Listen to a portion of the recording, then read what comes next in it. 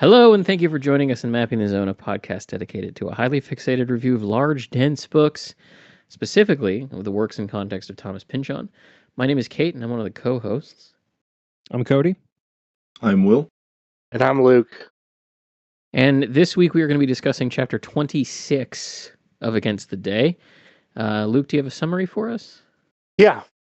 Just like Pynchon himself must have felt halfway through college at Cornell, Kit is suddenly overwhelmed with the feeling that he has to get the fuck out of Yale, and soon. Kit feels alone. Kit doesn't think he fits in. Kit is a sad boy. Kit isn't your typical Yale man. Kit's obsession with vectors puzzles pretty much everyone, but it especially befuddles his main benefactor, Scarsdale Vibe. And perhaps another spectral appearance from Webb, Kit dreams of his father, only to be awakened by a servant who tells him that Professor Vanderjuice requires his presence at the Sloan lab. Once he reaches the lab, the professor hands him an already opened letter from his sister, Lake, that tells him that his father is dead. The date on the letter is illegible, and the professor admits that the provost's office had been holding the letter for a while. Kit leaves and wanders around in search of a private place where he can cry. Thereafter, the Vibe family are curiously quiet on the subject of Webb's death, and Kit continues to spend much of his time alone. During his wandering hours, he observes a tower slowly growing to obstruct the horizon located across the Long Island Sound. Professor Vanderjuice confirms to Kit that the tower is Tesla putting up another transmitter. Then the two go for a walk, during which the professor unburdens himself about his own past as a stooge for the Vibe Corporation. As the professor and Kit grab a slice of pizza, Vanderjuice waxes poetic about how much his inner life improved once he stopped associating with the Vibes. Indeed, Vanderjuice becomes so obsessed with helping Kit escape the Vibes' tendrils, he even breaks into song in order to try and sell Kit on a move to Göttingen, Germany. Kit seems interested, but there is a difference between wanting to trust someone and actually trusting them. So he decides to drown himself in schoolwork for the time being, until Koufax Vibe offers to accompany Kit on a visit to his old employer across the Sound. So off they go over the water, only to be overwhelmed by a storm within an hour or two after leaving New Haven. They somehow arrive safely at Tesla's tower, and the mad scientist even remembers Kit from their time together in Colorado Springs. Tesla is gracious when introduced to the son of his nemesis. Then Tesla starts talking about his hometown in Europe and relates to the pair the origin story for the tower they are inside, a tale that seems to bore Colfax enough that he becomes merely semi-conscious. This allows Kit and Tesla to talk more candidly about why Tesla cannot offer Kit his old job back, namely his current association with the Vibe family. The next day, Colfax and Kit make their way back home, this time taking the scenic route. On the way, they talk over how they are probably being searched for even as they journey homeward.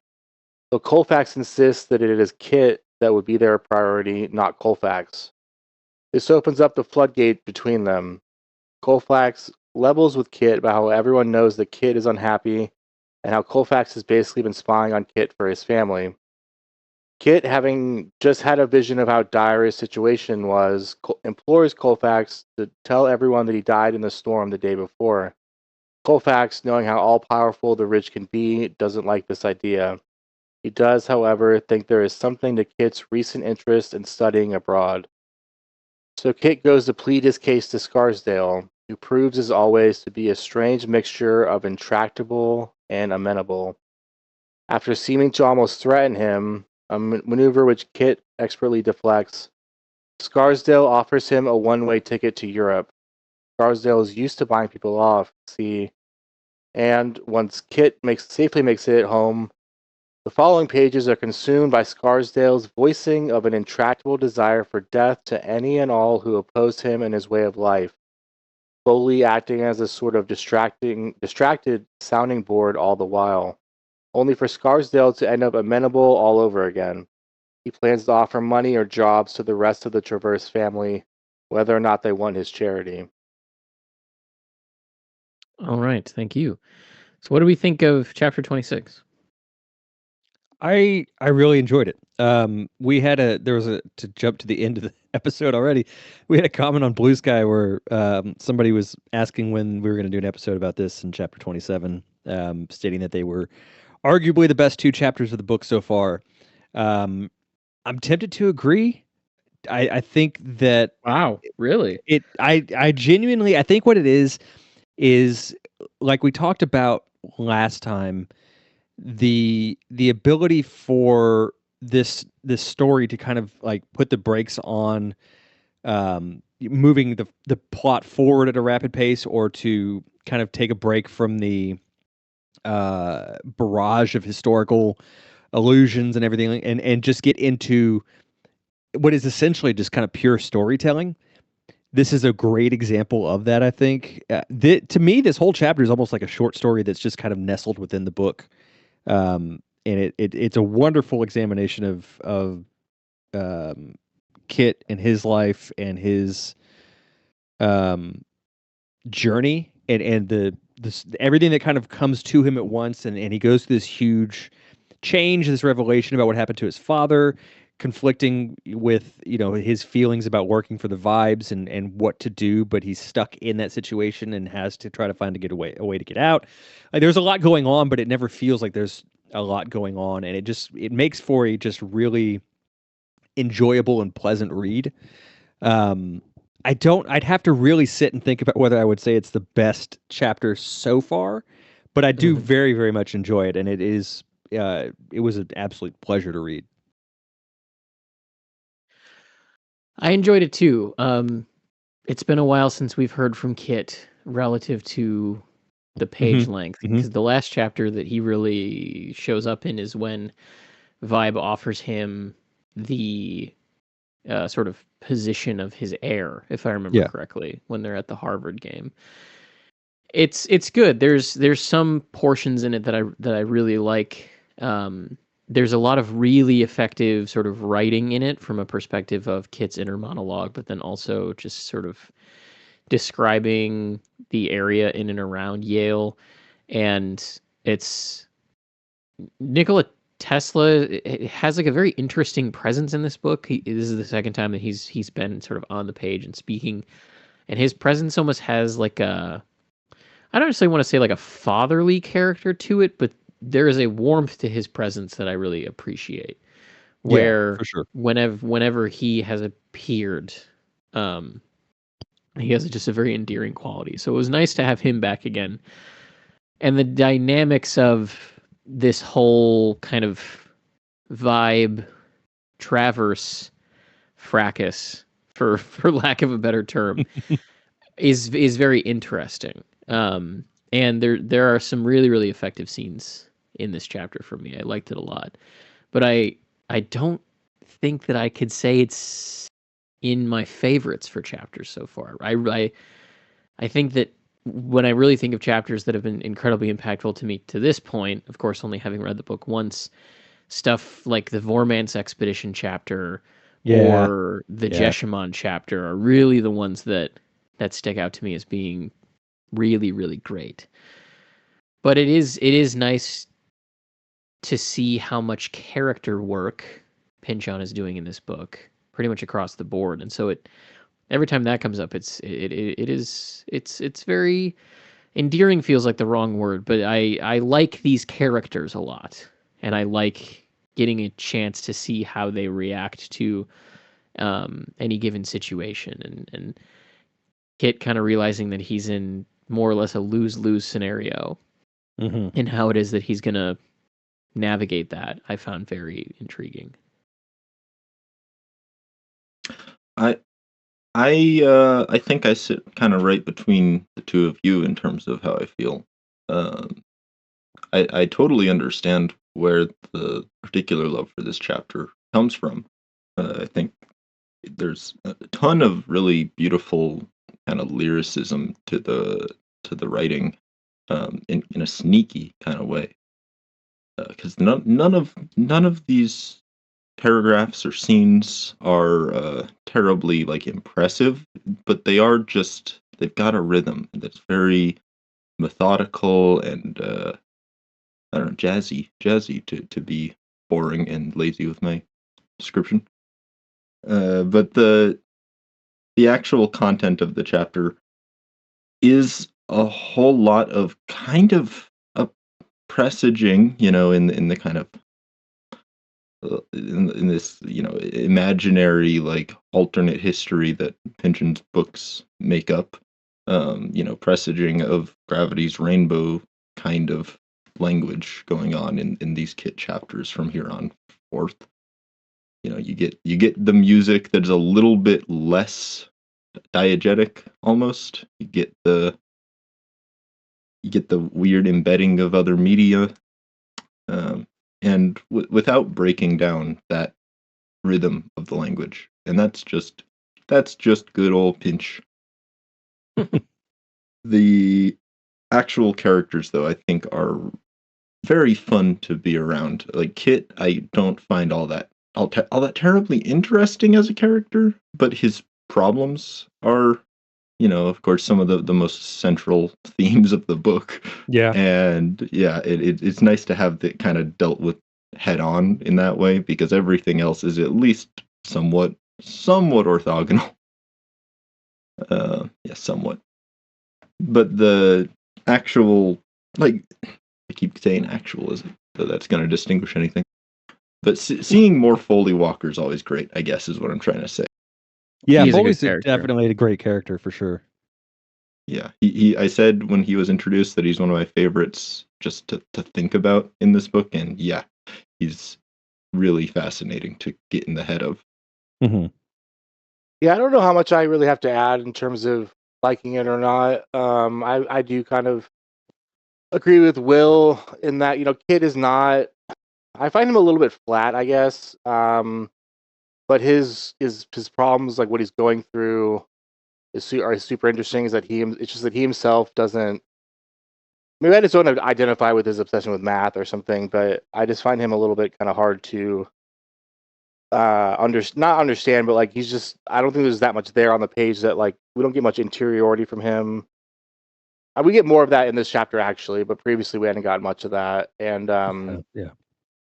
I do wish we had kind of gotten more of just him being normal in college before this and stuff. All that being said, I really identify with this whole like wanting to get out of Yale thing. I went to college in Abilene, Texas, which Kerouac in On the Road called the town 1,000 miles from cities. Yeah. And I very much was always trying to get out of Abilene every weekend, every chance I could get. And I don't want to like oversell. Like, I was fine in college. Like I had a okay time, but I didn't necessarily. It was a small Christian college and stuff. I wasn't Christian or conservative at that time. Anyways, so I identify maybe too much with that stuff in the beginning of the chapter. I do really like Professor Vanderjuice as well, as always. He's very relatable and he's very earnest in this chapter, which I like. He seems to be like the one person that Kit can kind of trust. Mm-hmm. Which is, kind of, if he seems to really relish that role, the professor does. And yeah, I mean, this is like, it's kind of a more it's a little bit too much of a transitional chapter for me for it to be like the best chapter so far, just in terms of there's nothing really climactic about it. It's a mixture of like foreshadowing and just kind of like interesting plot stuff that's not super conclusive, if that makes sense. So it's kind of hard for me to call it the best chapter so far, but it is just kind of purely enjoyable, fun. It has some really fun details that we'll get to, I'm sure. But like, the whole like the mention of Kabbalah, or unverbalized knowledge being transferred as of mind to mind, not because of so much as in spite of Yale, right at the beginning is really fun. There's a lot to like about this chapter. It's at the least very solid, and like at its best, it has some of the best lines so far. But yeah. All right. So as Luke kind of mentioned in his statement, the story does begin with Kit literally wanting to get out of Yale. I love the way that the chapter begins with the Tango K, get the hell fuck out of Aki, which as a random aside, is a phrase that was used in a deleted scene in Inherent Vice. I don't think it made the actual film, but there's like a compilation of various like cut scenes from the movie that you can watch that are on YouTube, or if you have like the Blu-ray or DVD. And Paul Thomas Anderson does replicate that phrase as narrated by Nice. Sortilege in that movie. So seeing that suddenly show up on the page when this chapter started was like a real, oh, nice. That's where he got that from. But yeah, Kid is not having a good time at Yale, to sort of put things mildly. There's a really interesting texture that runs through this entire chapter that starts to get introduced here, where Kit does say that there are certain things that he is learning that are interesting. That he occasionally comes in contact with, as Luke mentioned, like Kabbalah. We don't exactly know what he's sort of not necessarily being indoctrinated, but being shown as it relates to that. And he mentions a couple of other things like having access to lab equipment is interesting, but by and large, he seems to indicate that it would appear as though there's a different reason someone goes to Yale, that it isn't so much about the idea of learning vector mathematics or advancing the science in any way. It seems as though you are going to Yale to accomplish something else, to set yourself up as being a powerful person. It should go without saying that this is certainly a commentary on the fact that a lot of people in positions of power in the United States historically have gone to places like Yale or Harvard. The Ivy League often is a place where these kind of handshakes of power do happen. It's a really, I hate that this is an example that I have to give, but there is a story that Ben Shapiro used to tell at like every possible opportunity, that when he got into Harvard Law School, one of the professors that he would take like classes in the very first year of his time at Harvard brought all of the students into a room and basically said, understand now that like you've already arrived. You're at Harvard Law School. You'll never have to worry about finding a job or being in a position of power for the rest of your life. To something to that extent, which, I don't know if that's necessarily true, but it's very believable based upon the types of people that have historically ended up at these schools and kind of where they go afterwards. And it's never said necessarily explicitly in the chapter that Kit is kind of coming into contact with this idea that there are finishing schools or there are back rooms in which these exchanges of power, or in which these kind of deals are made that set people up to be in positions of political influence in the future. It isn't said that very explicitly, but somebody reading the chapter closely just kind of can't help but notice that that is there. Of course, Yale is also, if you want to really extrapolate this out, home to like a society of students that's known as like the Skull and Bones Club. And there's a lot of particularly famous politicians that have been a part of that. If I'm not mistaken, George W. Bush was one of them, amidst a whole bunch of other people. So when you get into the kind of conspiracy corner ideas around these institutions, Pynchon does seem to be making some comments on that, especially in this first paragraph, as where he really starts developing that idea. The other important thing on this first page and in these first paragraphs is that he mentions a lot of scientists, and from what I can tell, the mention of all of these scientists, and Will, if you have more detail on any of these names, certainly let me know. But the mention of all of these scientists is meant to set the narrative in a time and a place, with the development of certain aspects of mathematics or of vector science. But it is also seeming to indicate to the reader that Germany was a real place of innovation and education in this field specifically, which would come to be a very big piece of historical importance beyond just the fact that Kit uses Germany as an excuse to escape from Yale by the end of the chapter. It makes historical sense that he would be going there. And if you were to fast forward in real history to the Second World War, you would find that there was a very real concern that the Nazis were going to be able to get an atomic bomb before the Allies, merely because of how many advanced scientists in numerous fields, but especially in quantum mechanics and things of that nature, were already in the country and were sort of native-born Germans. Of course, Einstein would famously escape Germany before a lot of that happened, but the list of names that most people have heard of from that era is very long, and it kind of started back during this era, as far as I can tell, in reading some of these different names that come up. In this first page, you get mentions of Heinrich Rudolf Hertz. He's an important individual for the discovery of certain waves in science, so electromagnetic waves, radio waves, things like this are what he really contributed to the discovery of. It's why the unit of measurement is called a hertz, or is abbreviated to HZ. It's named after him. Interestingly enough, with this individual, he wasn't alive during the Nazi regime, but he was a target of the Nazi regime long after he had died. He was important for work on cathode rays, the discovery of radio waves, like I already mentioned. He also is known for discovering the photoelectric effect. He invented a parabolic antenna. He was also involved in the invention of contact mechanics as well. So he did a lot of stuff over the course of his life. And even though his family had converted to Lutheranism from Judaism 20 years before he was ever born, the Nazi Party had a ethnicity over religion stance for obvious reasons when they were in charge of the country. And so they actually went through and chiseled off his name from a lot of scientific institutions in Germany. They also burned a lot of the papers that he wrote or that his name was present on after they took over in Germany.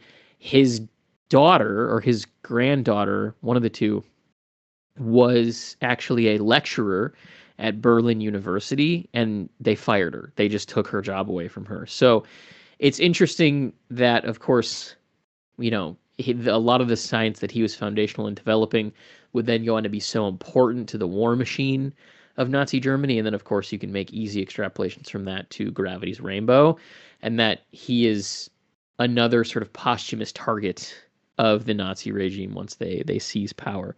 So much so that there was actually a movement by certain members of the Nazi Party to reassign the abbreviation of HZ from Heinrich Rudolf Hertz to another German scientist and inventor. They didn't actually succeed in this, but it was put forward that they should change it from Heinrich Rudolf Hertz to Hermann von Helmholtz. But obviously that never happened. We still have Hertz as the dominant thing. After the war, he put on a postage stamp. So I guess that's some consolation to his surviving family. Got to make it up to him somehow. Yeah, in an apology. But it is an interesting sort of figure to include here. There are some other people that are mentioned. Sunkichi, I'm going to mess this name up, probably. Sunkichi Kimura. He was responsible for helping to develop wireless communication between naval ships, and he did so just in time before the Sino-Russian War began. Some of the stuff that we've been talking about in the last couple chapters in particular.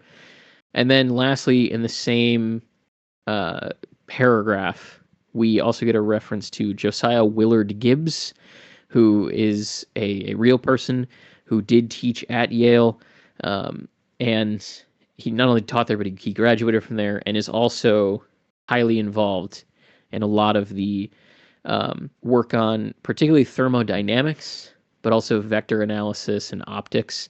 So not only is he relevant to the types of sciences that Pynchon is directly infusing into this book, but he's also has some influence and background into something like entropy, where some of his work on the second law of thermodynamics quotes from earlier papers that make a gesture at the idea of entropy before that term was actually coined. In particular, he actually has a epigraph for one of his monographs that he published. That specifically, I neglected to write this down in my notes, which is a real mistake. But like that's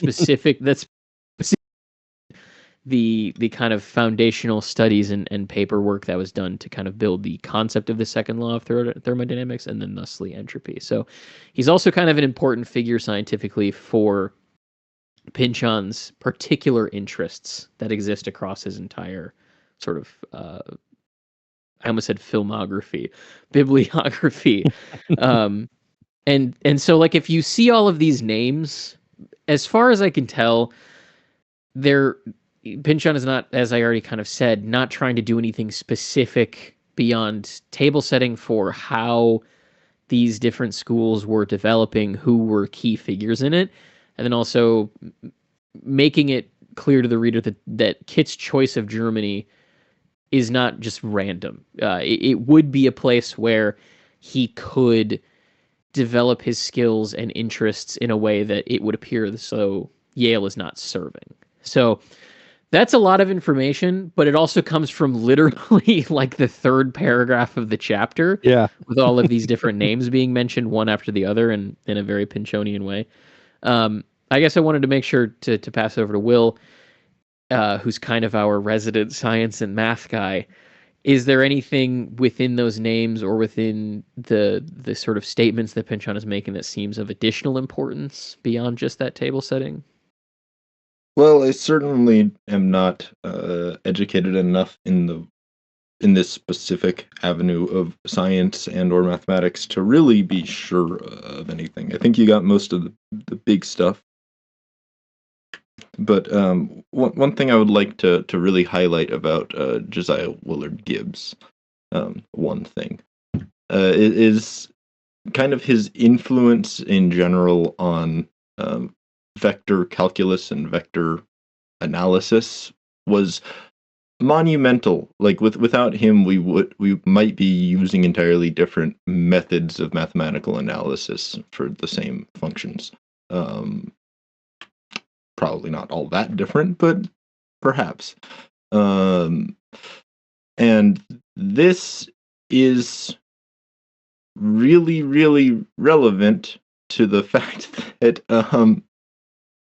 he supervised the thesis of Irving Fisher, who is broadly speaking viewed as like the forefather of neoclassical economics, which were the foundations of what became the Chicago School of Economics. Oh, interesting.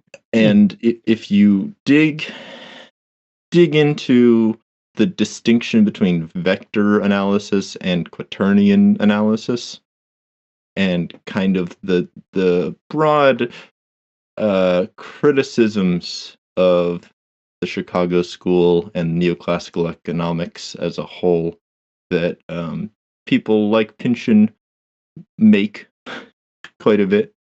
There's a lot of parallels, pun not intended. This also, I mean that same, not that same. Another major piece of influence that you alluded to, Kate, is kind of just how foundational his work, especially with Boltzmann, were to the establishment of cybernetics as like a field of theory, which led to pretty much all of the new thought technologies that came out of the 20th century. So Gibbs is one of those people who, when you actually look at what he did, he may not have like discovered something that, you know, made everyone's life better or easier. He may not have solved a problem that redefined human existence, but in a way he kind of set the stage for all of the big names that we do think about as doing that kind of thing. That's interesting. Yeah, very much so. So from there, we are treated to some really brilliant prose, which I would love to have us read, but I have a feeling there's more than a little bit of a chance that much of 319 could be choices for quotes from everybody. And this is really where, again, Pynchon is developing this idea of the environment that Kit is living in. And there's a particularly interesting point in this where he realizes that it doesn't make sense to him that he wants something more, that there is this like spurring from the university, from the other people that he's with, and from just kind of the environment that he's existing in, that is making him feel like he needs to grasp for something greater, and he doesn't know why. He doesn't know what that's about. Specifically, you know, it's listed as, why did I want that so much within the page, which I think is really, really interesting stuff. I guess I wanted to kind of open up the floor to you guys as far as how we feel about this theme of the chapter, but also just some of what Pynchon is writing here on 319 as it relates to Kit, his revelation of the desires that he is having, and what our interpretation of that is. In the Pynchon wiki links the first paragraph to Thomas Pynchon not being in a fraternity in college, which I do find interesting. I also find it a little presumptuous. I'm not sure if Pynchon was the type who would have wanted to be in a fraternity, which is maybe what this is about, is that he initially did, and then kind of came to the realization later when he was more mature that you know, is just not who he was and who he is. Yeah, I mean, I don't know. The Pynchon wiki is generally pretty good for this chapter, I would say, but I found that one a little bit, or that he links that to Jules Siegel, who I kind of, I'm not the biggest fan of, I guess. I mean, I don't find him super reliable when it comes to Pynchon. Anything he says, I take with a grain of salt. Yeah, that's a very good way of putting it. You know, and there are all types of rumors about Pynchon in college. Like, some people say that he went to mass every day during college stuff, where it's hard to tell what's real and what's not at a certain point. Anyways, you know, the whole I like that first paragraph a lot. I do feel like there's a few different ways that you could kind of identify with it in your own life. With, you know, seeing other people happy whenever you're unhappy or stuff like that. There's, you know, it's a very kind of human thing to kind of be sensitive to that, and at least sometimes, maybe not all the time, but yeah, no, I think that's a good thing to bring up, because I think with that, to me, or I guess maybe for me, that particular paragraph just kind of rings true in a sense of like that time in your life, that age when you're kind of starting college, or maybe a year or maybe even 2 years into college, and you're still sort of trying to find your identity and your place in the world. And it's a very kind of confusing and strange time. And it feels like everybody else has got a handle on it, but you don't. And I think that really encapsulates that feeling really, really well. I know personally, I went through that several times in my life. And that time was definitely one of them. So I definitely related to that on a personal level. That's kind of interesting, because I took it as much less of a personal conversation. I guess that's not really fair of me, because it is centered around how Kit feels. But I don't know, it reminds me a whole lot of the scenes that are pretty common throughout Pynchon's work that depict, I think the clearest example is Brockvond in Vineland being phrased as like, I think it's said that he is like constantly in denial about how angry he is that he will never be part of them, as you know, those most privileged of elites. And I think I read it kind of as a flip side of that, where Kit is someone who is both too idealistic and idealized kind of in his pursuits, but also too close to ground in terms of like how he was raised to really fit into that conditioning of the Ivy League. Because it is like this conflicted passage. Yeah. Where he sure starts with that uncomfortable sense of guilt and guilt for just being kind of generally insufficient and feeling lost. And by the end of it twists around into him kind of eschewing the entire idea of wanting any of those markers of success, which I think is a little different from the general like self-discovery kind of thing. Yeah, I think I read it probably more akin to what you're saying, Will, in the sense that there, in fact, the Brock Von comparison was one that I thought of specifically, where it's this idea of feeling compelled to grasp for more.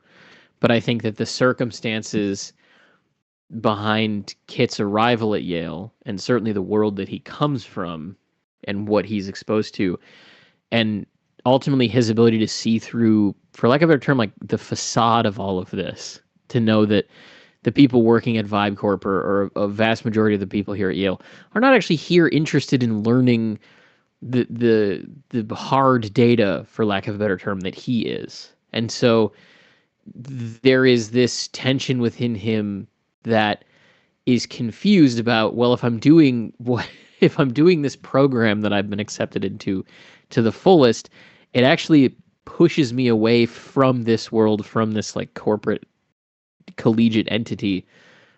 So what is it within me that even has a desire to go in that direction, that wants to become one of these elites? It's not actually going to lead me anywhere that I want to be.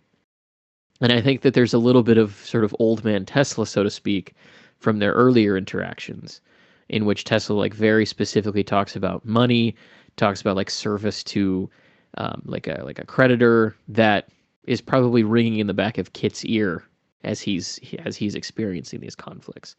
Especially when you look at where the page ends, where he's talking with Fleetwood, and Fleetwood is kind of, for lack of a term, like irate at the idea that Kit may think that he's better than him just because he knows math.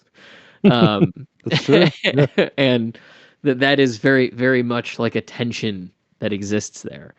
That's certainly how I read it anyway. I think that's kind of I think there's an irony to this, because that's how I feel about this section as well.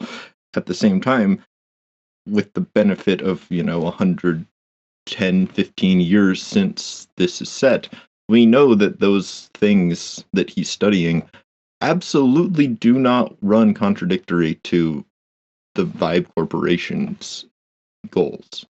Yeah. We without vector analysis, we would not have the same kinds of computers that we have today, which is now entirely how corporations as large as that subsist. Without these vector analyses, I think it's pretty telling that this page mentions vectorism offering a gateway into regions the operatives of Wall Street were unlikely to ever to understand. It goes on to shape Wall Street in a very direct way, as the Irving Fisher influence. Yeah, that's a great point. And that's a portion of these paragraphs that I particularly like a lot. That idea of feeling as though he is somewhat separate, but the kind of all-consuming nature of capitalism and of these modern systems means that it's really not. Like it's gonna trickle down somewhere. And that's a great sort of illustration of what specifically it kind of trickles down into eventually. This section, we get into when Kit learns that his father has died. So he is woken up very, very late in the night, early in the morning, to go down to Vanderjuice's office. And when he arrives, also, full disclosure, I forgot about Professor Vanderjuice because the last time that he shows up in the book is literally like page 10 or something like that, where he's hired to try and build a machine to disrupt Tesla's experiments in Colorado. So thank Christ that Pynchon includes like a follow-up on that storyline, because I would not have realized that it was the same person otherwise. But he goes to Professor Vanderjuice's office, and when he arrives there, there's a letter waiting for him that's already been torn open and is also clearly been in circulation in Yale for quite a long time. And this is another one of these cases where Pynchon is developing this theme that Yale and these institutions are examples of centers of power or centers of kind of command control beyond just being, areas of higher education or these Ivy League programs. There's something else going on there. And there is something truly quietly and devastatingly sinister about the realization Kit has that this envelope has been read by multiple people and changed hands multiple times before it got to him. And what the inherent implication of that is nothing less than evil. It's really kind of a quiet moment of brilliance, I think, in this chapter, where just this simple idea that for a letter with this kind of content in it to have passed through multiple hands, to have been read multiple times and not given to him, really does indicate something sinister. And of course, the letter that he is about to read is the revelation that his father has been killed. And his family says, don't do anything, just, stay where you are, keep doing what you're doing. We're going to be able to handle it, make us all proud, so to speak. But in that moment, Kit kind of has a full realization or is put on the path to a full realization of, oh, the vibes killed my father. It's not necessarily something that he explicitly says, but the way in which this information was handled indicates to him that at least there is some sort of foul play involved in all of this. What do we think about this scene? Do we have any other feelings? I think it's really, really effectively written. Yeah, I think you hit the nail on the head with describing its importance and its quiet importance. I think that's a really good way to phrase that, because it's and I think, at the risk of alienating a certain part of our listener base, I think it might not hit as hard if people, for younger readers who maybe haven't grown up getting letters frequently. And so you kind of, everything's digital. And so it's, the likelihood of someone else reading it, you could have a whole other conversation about that. But this is a clear violation of a person's privacy. And Yeah. It's not even subtle. This is like, I don't give a shit. We read your mail. Here it is. It's prison rules is what it is, basically. And to know that and to build that into the inherent paranoia that would come with that of who's responsible, where did the order for this come from, how many people saw this. I think it's clear that Vibe has a hand in it being opened. I think he probably has some kind of arrangement with everybody he sets up over there that, any incoming and outgoing mail is to be checked for, any potential, anarcho-syndicalist idealizations or anything like that. Anything that might compromise his own personal profit line. So he's going to be scrutinizing everything. But then at the same time, like you were talking about, these sort of secret societies that exist within these kind of schools and the power structures that exist within these schools, like this thing could have passed through a dozen hands by the time it got to Kit. So for him to have the composure that he has after reading it, and to, this idea of him, what he says, thank you, I'll have to think about what to do. Like, that takes a lot of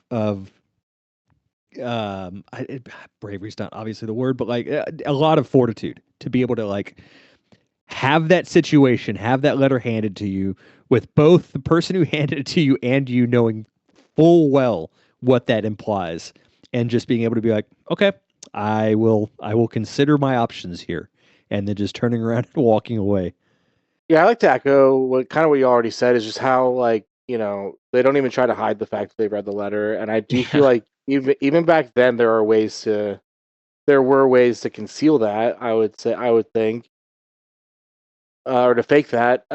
We did skip over the dream sequence a little bit, which it's just short. It's just, Mm-hmm. maybe not even a quarter of a page. But I do really enjoy that dream sequence. The fact that it's in a city that was Denver, but not really Denver. I've had dreams not necessarily about the city of Denver, but just other cities where, it was that city, but was not that city, stuff like that. There were similarities, there were differences in the dream. It does have like a really fun kind of dream logic to it, where like the dialogue is very like kind of metaphysical and like high level, and it ends in like a very open-ended way. With I think Kit saying, "I always believed that children came from heaven," and then he went silent, expecting Webb to complete the thought. He was suddenly too sad to elaborate. I mean, a lot of people do that. I don't necessarily do that too much. I've known some people that do that a lot, where they'll like say like half a sentence, and then I expect you to know what the other half is Yeah. of that sentence is, which is not, can be a bit maybe not frustrating, but just kind of hard to interpret, I guess. And in a way that it's cool that he links that with like dreams and stuff. I guess is what like dreams can be very illogical, and I just really like that small dream sequence, and I do like that it could be another instance of like Webb's ghost, possibly. Yeah, definitely read to me as Kit being able to communicate with his father. And it is very Webb to not answer that, or to not continue that thought. I particularly appreciate the just the depiction of Kit's specific feelings, because it's kind of an interesting contrast to Frank's, where Kit's someone who spends all day doing vector analysis and calculus and stuff. He can look at where these two lines are going and put the pieces together very quickly, and he's left with very acute senses and feelings of betrayal and fear, as opposed to Frank, who is, far from a fool, but he's someone who has a slightly different way of going about interfacing with the world. And for him, it's much more that slow moving kind of realization that where the understanding comes along with the sentiment, and it's really it's a really adept characterization to have that contrasted. Agreed on all points. Did we, I guess, thank you for bringing up the dream. Did we have any other thoughts beyond what Luke shared as it relates to the dream that he has before awaking with a feeling as though something is wrong? I thought Luke covered it pretty well. Yeah. Yeah. There is also a mention of another scientist here. I have no clue how to pronounce this last name. Quinke. This is a reference to Georg Hermann Quinke. He's another German scientist who would have been active up until 1924 when he died. He worked specifically a lot in the University of Heidelberg and the University of Berlin. He is important for working on the properties of how light reflects, as well as how sound waves can be disrupted. He built a device that you could use to interfere with sound waves. That was called the Herschel-Quinke tube.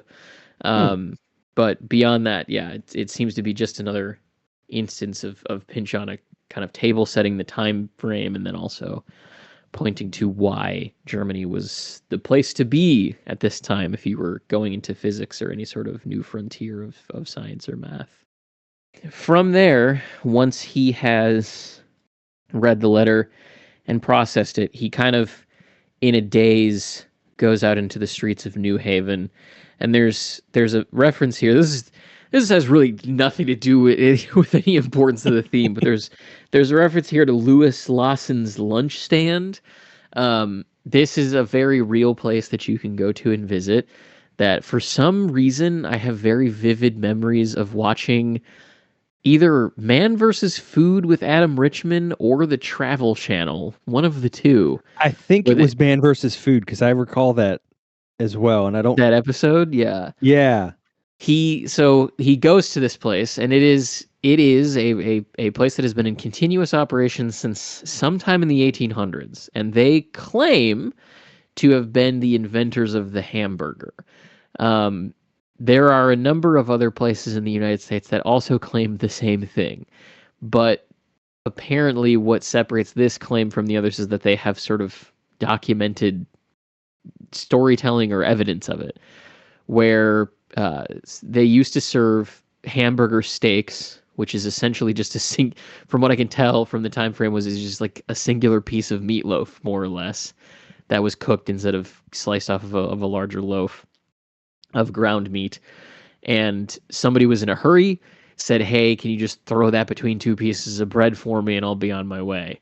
And that was what they did. And then they completely sort of changed their business over to offering hamburger sandwiches, which is what they still call it if you go there now.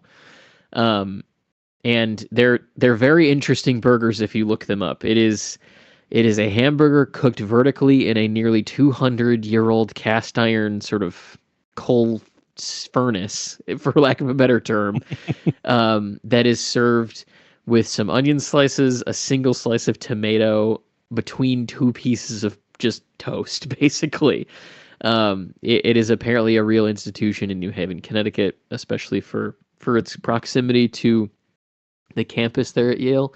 So yeah, just like a random piece of American history that I was not expecting to show up, because I don't think, despite my memories of that episode, I don't think I remembered that it was on the Yale campus. So seeing that mentioned was pretty funny. And then of course he ends up going up to a hill, and he just kind of succumbs to the emotions of the whole scenario, and he begins to cry. And it's a really, I think that Kit's reaction to his father's death is probably the most human of any of them. Everyone's reaction to it makes sense. Lake not really caring makes sense. Frank and Reef wanting separately to find a way to take revenge makes sense for those characters. But it's really Kit's mixture of what I am sure are feelings of homesickness with the grief of losing his father that just leads him to not be able to eat, really, to not be able to find a place where he's comfortable, and just ending up wandering around until he just breaks down in tears. That just feels very real, very human stuff to me. And is another really solid point of characterization in this chapter. Yeah, I couldn't put it better myself. I've got kind of a very different take on it, because I get what you're talking about. And this is definitely not any kind of criticism, because I definitely relate more to this description of grief more than the other kids. But I think I wouldn't be surprised at all, and I'm talking out of my ass here, I wouldn't be surprised if this wasn't meant to kind of demonstrate the kind of fundamental alienation from death of the modern citizen, as contrasted to a more idyllic relationship to reality, as this Edenic family. Because it is, the difference is, like, Lake, we don't really get to see how she's grieving other than moments of anger, but that was kind of how she felt about the man in general. The Maeva and the other kids, though, we get like these very visceral descriptions of how they are physically going about the reactions, and we get them saying, "Okay, we need to do this to solve this problem of our father being dead and unjustly, and going to try and fix that in some way, shape, or form."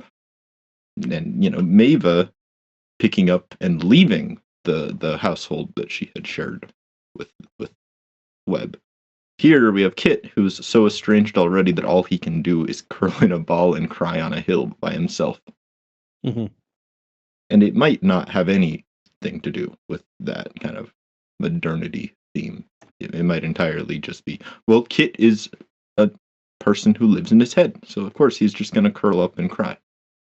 I think that that's actually a really insightful point, because one of the things that I was thinking about as I read this chapter was that there does, even though it is the same year, this is still 1903. Despite that, though, there is a very real difference between the life his family is living and the one he is living. Yeah. That there is Yeah. a stark contrast from where he is at on the East Coast in a place with a lot of sort of civilization and a lot of that representation of modernity, and where they're at, which is a place that still feels very old. And even though it's the same year, they are very much almost living in separate places or separate kind of periods of the development of history, almost is how it feels. And I think that, there have been, now when really what you just said kind of sent my head, is that there have been multiple points in this book in which the concepts of how we viewed things have passed away. We talked a lot about how it feels like the West died in that scene when the slaughterhouses in Chicago shipped their meat out cross country, and that there was something very real about the way that all of that was connected and the way that the industry now moved that really did signal the passing away of the West. And there was references to real historical figures and speeches that dealt with that theme. We talked about kind of the death of innocence in a child being motivated through capital and capitalism. We talked about like we've talked about this theme of things of the past dying away a lot. And you are correct in that there is an alienation not just for Kit, but also I think for a lot of people now in how the kind of old school conception of family, how family stays together, how it kind of in some ways sticks together, but also how it forms around one another when something like this happens, that if you're in a world where you can take a train 16 states away from your family, you can be completely separate from what used to be the identity by which families stuck together, how they lived, how they grieved. And that can firmly put you into a completely different conception of how these things work. And it's one that I think nowadays we kind of take for granted because of how easy it is to attain that separation from your family. People still do kind of tend to end up close to their family in a lot of cases.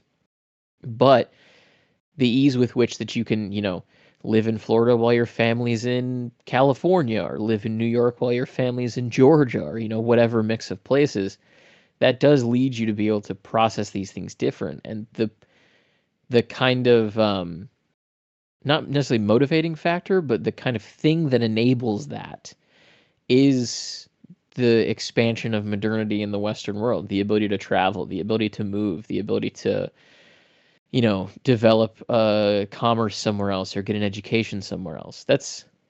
I think that's genuinely a very insightful detail that you've articulated there. Mm-hmm. It's not to mention he gets woken up by a servant. Yeah, that's Yeah, also true. This book is very straightforward when you just assume it's a slightly more lucid adaptation of Finnegan's Wake. So from there, we learned that Colfax. Okay, I guess maybe before we get it, what do we think of Colfax's character? Because there is a point at the end of this scene where they go and visit Tesla where he does kind of come clean about his self-interest and the fact that he's very upset that the position of heir was offered to Kit in the first place. But and now kind of thinking over it again, do we think his interest in Tesla is genuine? Do we think that Colfax, similar to Kit, has some real feelings that are not necessarily depicted on the page, in that he also feels not just inadequate in a science way, but also that he somehow is also outside the realm of his family because of the fact that he is, if I'm not mistaken, more of like a sports scholarship guy as it comes to his presence on the university.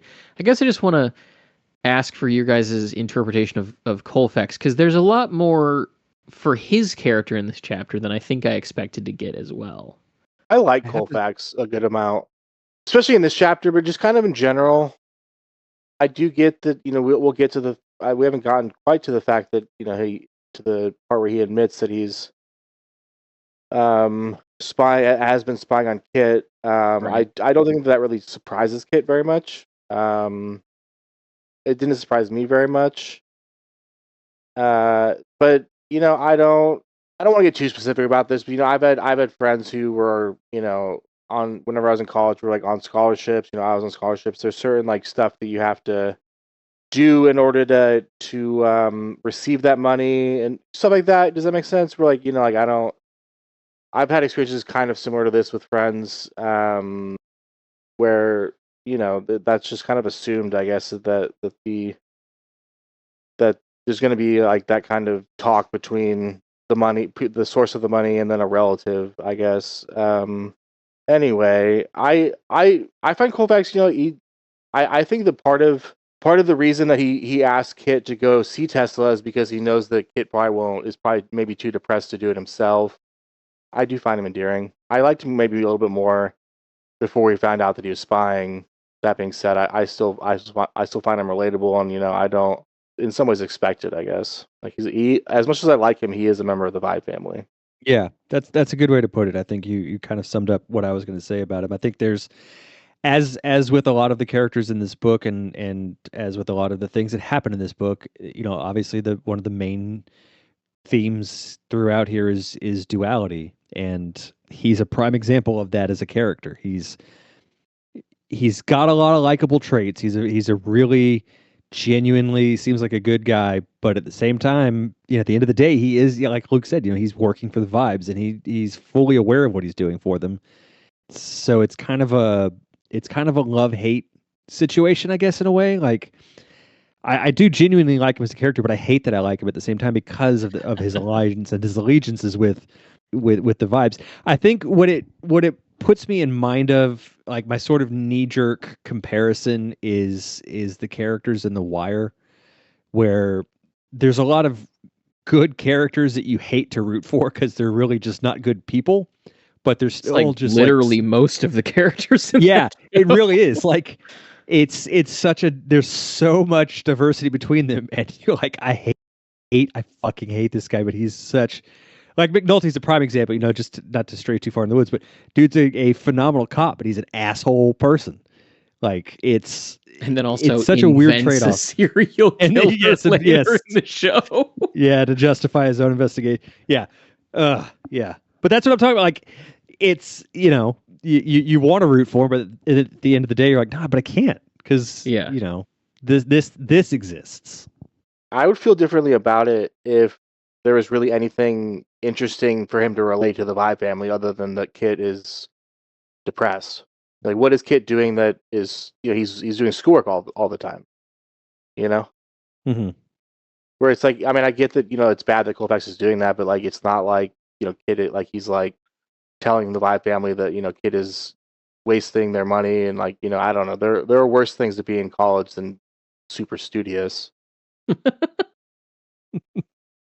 Just the Wire tangent. I wanted to say I had the thought the other day, just a complete coincidence, that when you really get down to brass tacks, out of the cast of those characters, Avon Barksdale is by far one of the better people.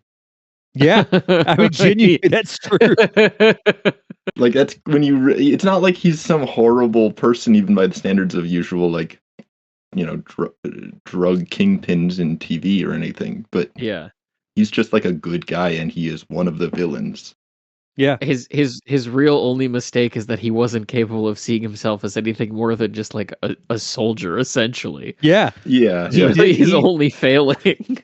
He did more good for the community around him in a way than anybody else could have. Like, it's wild. He was he's a great creator.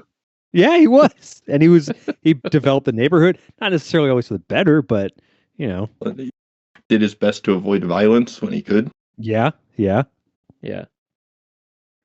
Anyway, back to the book. See, Colfax, I think there's kind of an interesting pattern. Again, gonna do some inversion stuff. You have all of the Traverse kids being framed as compared to Webb's attitude to dynamite. And it was sneakily done, but when we got the kind of quick montage introduction to all the Vibe kids, you kind of see that every single one of them is shooting for being the second or third son. And sorry, let me introduce a little context of what I mean by that. Like, Vibe, Scarsdale Vibe, is continually framed up through this part of the book, at least, as someone who is incredibly traditionalistic. He's not really conservative in any meaningful sense, but he is very traditional in the way he thinks about the world. Yeah. And it's clearly disturbing to him that his oldest son became an acrobat, right? His oldest son became an acrobat. Yes, yeah. His second son became an adventurer in the time period where there was really no productive value to adventuring. Yeah. And his youngest son, was, when we got the scene between he and Kit at the Yale game, he's saying, like, look, if football was a real job, Colfax would be great. But as it stands, I still have to worry about him. So it's like we have this clear depiction of Scarsdale Vibe as someone who really is this traditional. He might be new money in a real sense. I don't think we ever actually find out if he's old or new money, but he's American, so it's new. But he does, like, all of his kids are kind of trying to not inherit his wealth in a very real sense. And even though Colfax does seem somewhat bruised about that fact, at least to Kit, I get the sense that he doesn't want the things his dad wants from life. And so there's this kind of interesting depiction here of a character who is absolutely betraying the confidence of his friend and is absolutely, doing work for the devil, per se. But he's also just he's just essentially getting by in a way that prevents either of them from being too bothered. To go back to whether or not Scarsdale is old money or not, I mean, I do think that with his name, Scarsdale is a very affluent suburb of New York City, which is already, especially in 2025, largely pretty expensive to live there. So you can maybe extrapolate from his name that he's old money, but again, like you pointed out, it's never stated. Yeah, I just mean, like, is he Vanderbilt or is he Rothschild, that level? Sure. I get the impression it's probably Vanderbilt. Yeah. But that's another, so similar to the last very insightful point you had, I think that's also another really solid thing to call out that I was kicking around in the back of my head somewhere, but not necessarily at the front of my mind in comparing these two families that are entangled, that they are very much almost mirror images of each other. Like, one of them is at the top echelon of society, one of them is pretty damn close to the bottom echelon of society, but both of them do have this central patriarchal figure that sort of none of the children are going to take up the mantle of. That there is a very, very much a disconnect between that patriarchal figure and the children that should, in theory, be trying to take their place. That's a very, it's another very solid point. Well, and I realized I had left the thought hanging, kind of. Colfax being this kind of the collegiate, I guess. Like, I'm trying to imagine myself as someone about 200 years older than I am in Britain. What would I call this guy? I think that's it. This guy who's just kind of interested in, flouncing responsibility and doing well on the field, whether it's a football game or the field of dating. And so, like, someone like Tesla is absolutely someone he would like to just have met, to be able to say he did it. Yeah. Not out of any real interest in what he's doing, but out of the ability to just be like, I went to Tesla's island once. Yeah, and maybe real interest, but just not understanding degree of Right. interest. Yeah. So speaking of Tesla, this is where he gets reintroduced to the narrative a little bit. Colfax basically says like, "Hey, you used to work for that guy. You've talked to him. I'm interested. Let's go out to see what he's building." Of course, there's been a depiction of this rising tower. The way that the allusion to it that Luke read out at the beginning of the episode in his recap is very apt. And this, like so many things in Against the Day, is based on something that really happened. This particular installation that Tesla built is known as the Wardenclyffe Tower or Tesla Tower. He built this after Colorado Springs as a sort of continuance of his attempts and research to use the planet Earth as a conductor by which to send wireless electricity or messages. Apparently, he was also experimenting with the possibility of transmitting photography wirelessly using this station. If you go back to the beginning of the book or the really early episodes of this podcast, we talked a lot about what he was doing in Colorado Springs and also how that was tied up with JP Morgan. This is an interesting expansion on that because he had reached a point where his research and invention wasn't yielding enough commercial appeal at this point, wasn't yielding enough commercial product and sort of profit, that when he wanted to expand the station, build out the tower, to continue trying to do these experiments, which of course with the benefit of hindsight we know you can't use the planet Earth as a method of conveyance for this stuff. But I'm sure he had plenty of reason to think that he could. JP Morgan just flat out denied to give him more money. And so as a result, the facility was never completed and was never utilized in the experiments that he wanted to run. In fact, it would kind of sit there occupied but not used very much for a while before eventually the tower was actually sold for scrap because Tesla's debts had reached such a level that he just needed to pay some of it off. And so the tower was torn down. It's not there anymore. It was sold off for scrap. And then he sold the facility itself and the land to be used for photography chemical processing. And it was used for that for quite a while. And then eventually the methods of photography that were being sort of utilized at the time kind of passed out of technological vogue, for lack of a better term, and the facility was decommissioned, except a lot of the chemicals, if you know the history of photography, some of them were radioactive. And so there was waste, or even if not radioactive, just toxic. There was a lot of waste in the area that when it was purchased by like a private consortium for the purpose of making into a museum to Tesla, they actually had to like decontaminate that whole area. And once they got it cleaned up and restored, they intended to turn it into a sort of a Tesla museum.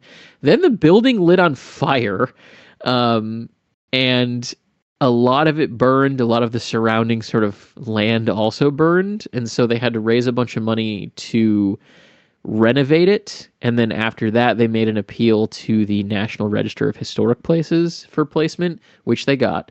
So it's now a protected sort of structure, what remains of it that is original, as well as the surrounding land. And they are still planning to turn it into a museum as far as kind of where it currently sits. But just a building in a place that has a lot of interesting history, especially going back to the book itself. There's a comparison that's made later in this chapter, which we'll get to, between Edison and Tesla. And this really, if we're talking about different things that die away, different things that pass into lack of use or lack of relevance as it relates to this book and this era of history, this would be the right place to set it. because Tesla built this facility to the degree that he could, but never to the specification he wanted, and it was purely out of commerce reasons. And really, after this is when Edison, you know, I'm not going to say for good or for ill, probably just for ill, kind of took over in this 2-horse race between the two of them. And from there, kind of history is set. Edison is the capitalist guy. Edison is the I don't want to call him an inventor because he's not. Yeah.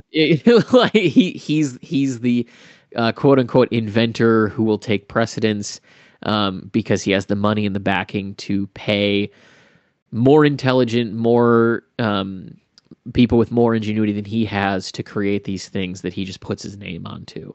And really, he represents the spread of capitalism within that technological and that science and engineering industry in a way that is very, very palpable.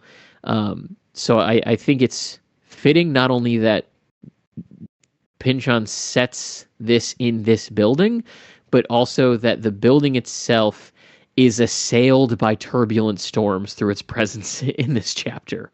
Because really, that is where Tesla was at in real life. And that was really where this facility, in the grand scheme of his existence as a scientist and an inventor and a pioneer, was at the time. Well, to connect this back to our previous discussions of Tesla, I believe this is the tower where he trialed that earthquake machine thing. Is it? Yeah, I think it's the apocryphal location of that story where the cops came to, interrogate whatever was going on. Huh. Interesting. So they gain access to Tesla's shack. There is a reference here to it being designed by McKim, Mead, and White.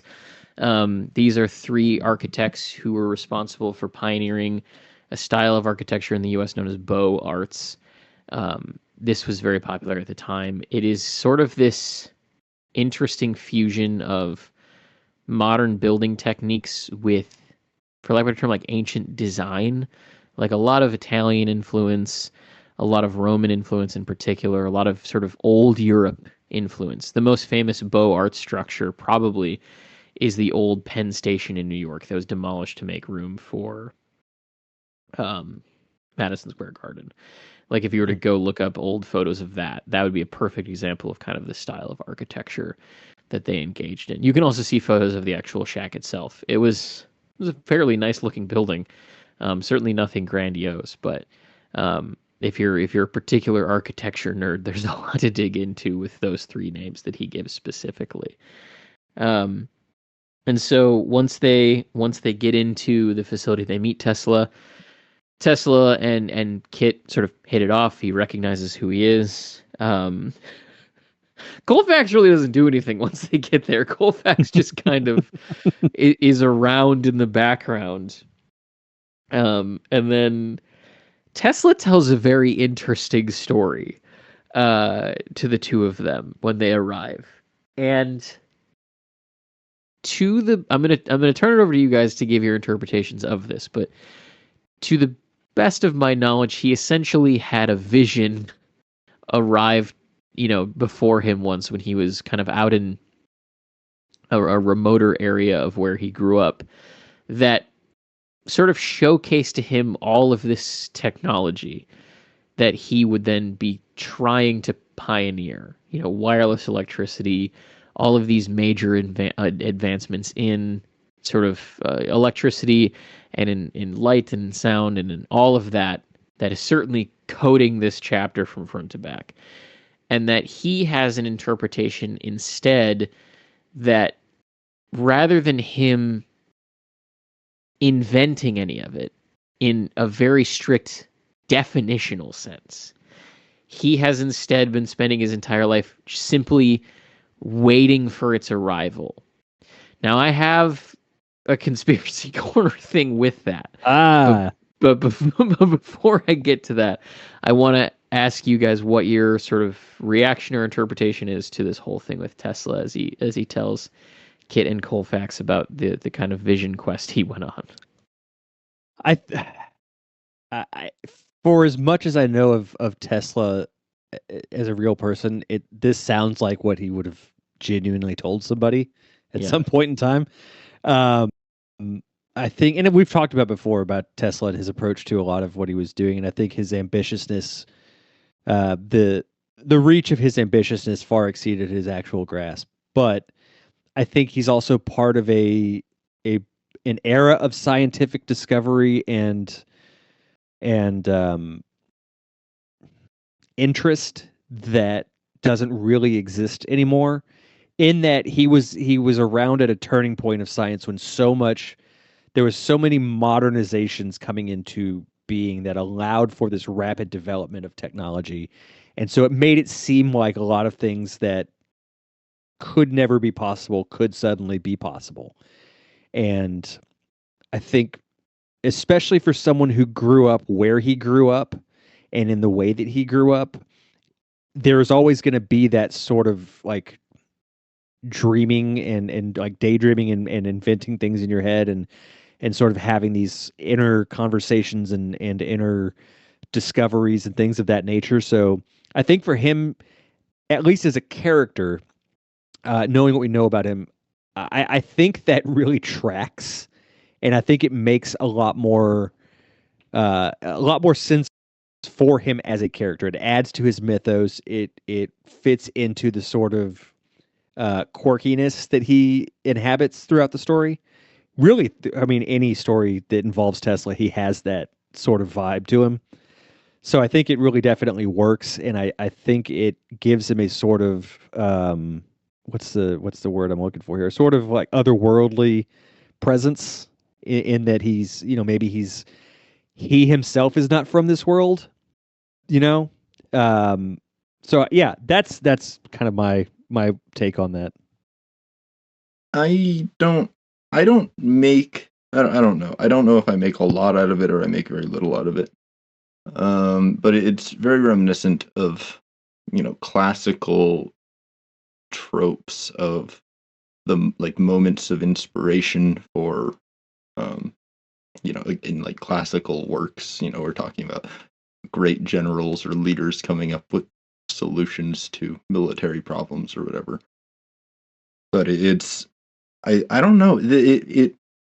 It's reminiscent in ways of, the myth of the oracle at Pythia, of the general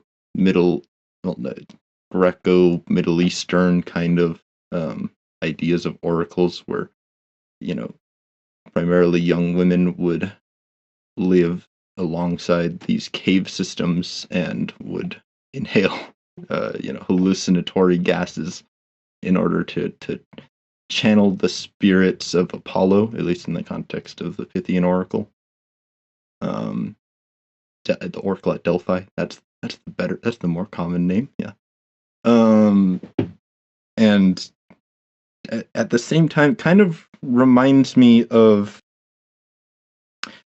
in kind of a boring meta way, like the way that a lot of artists describe artistic inspiration and how they feel looking at like the end of a project, where they had everything come to them in a moment, and everything they've been doing since then is just filling out what was given to them.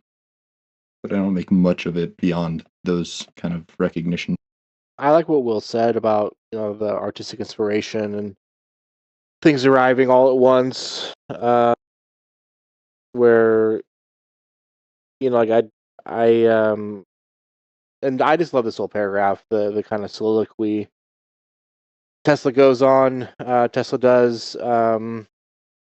It's really fun, and it features a lot of like very Pinchonian aspects, like all the underground rivers and the whole like invisible and like the invisible of geography and other sciences as well. Yeah, and I mean it's very easy to picture as well.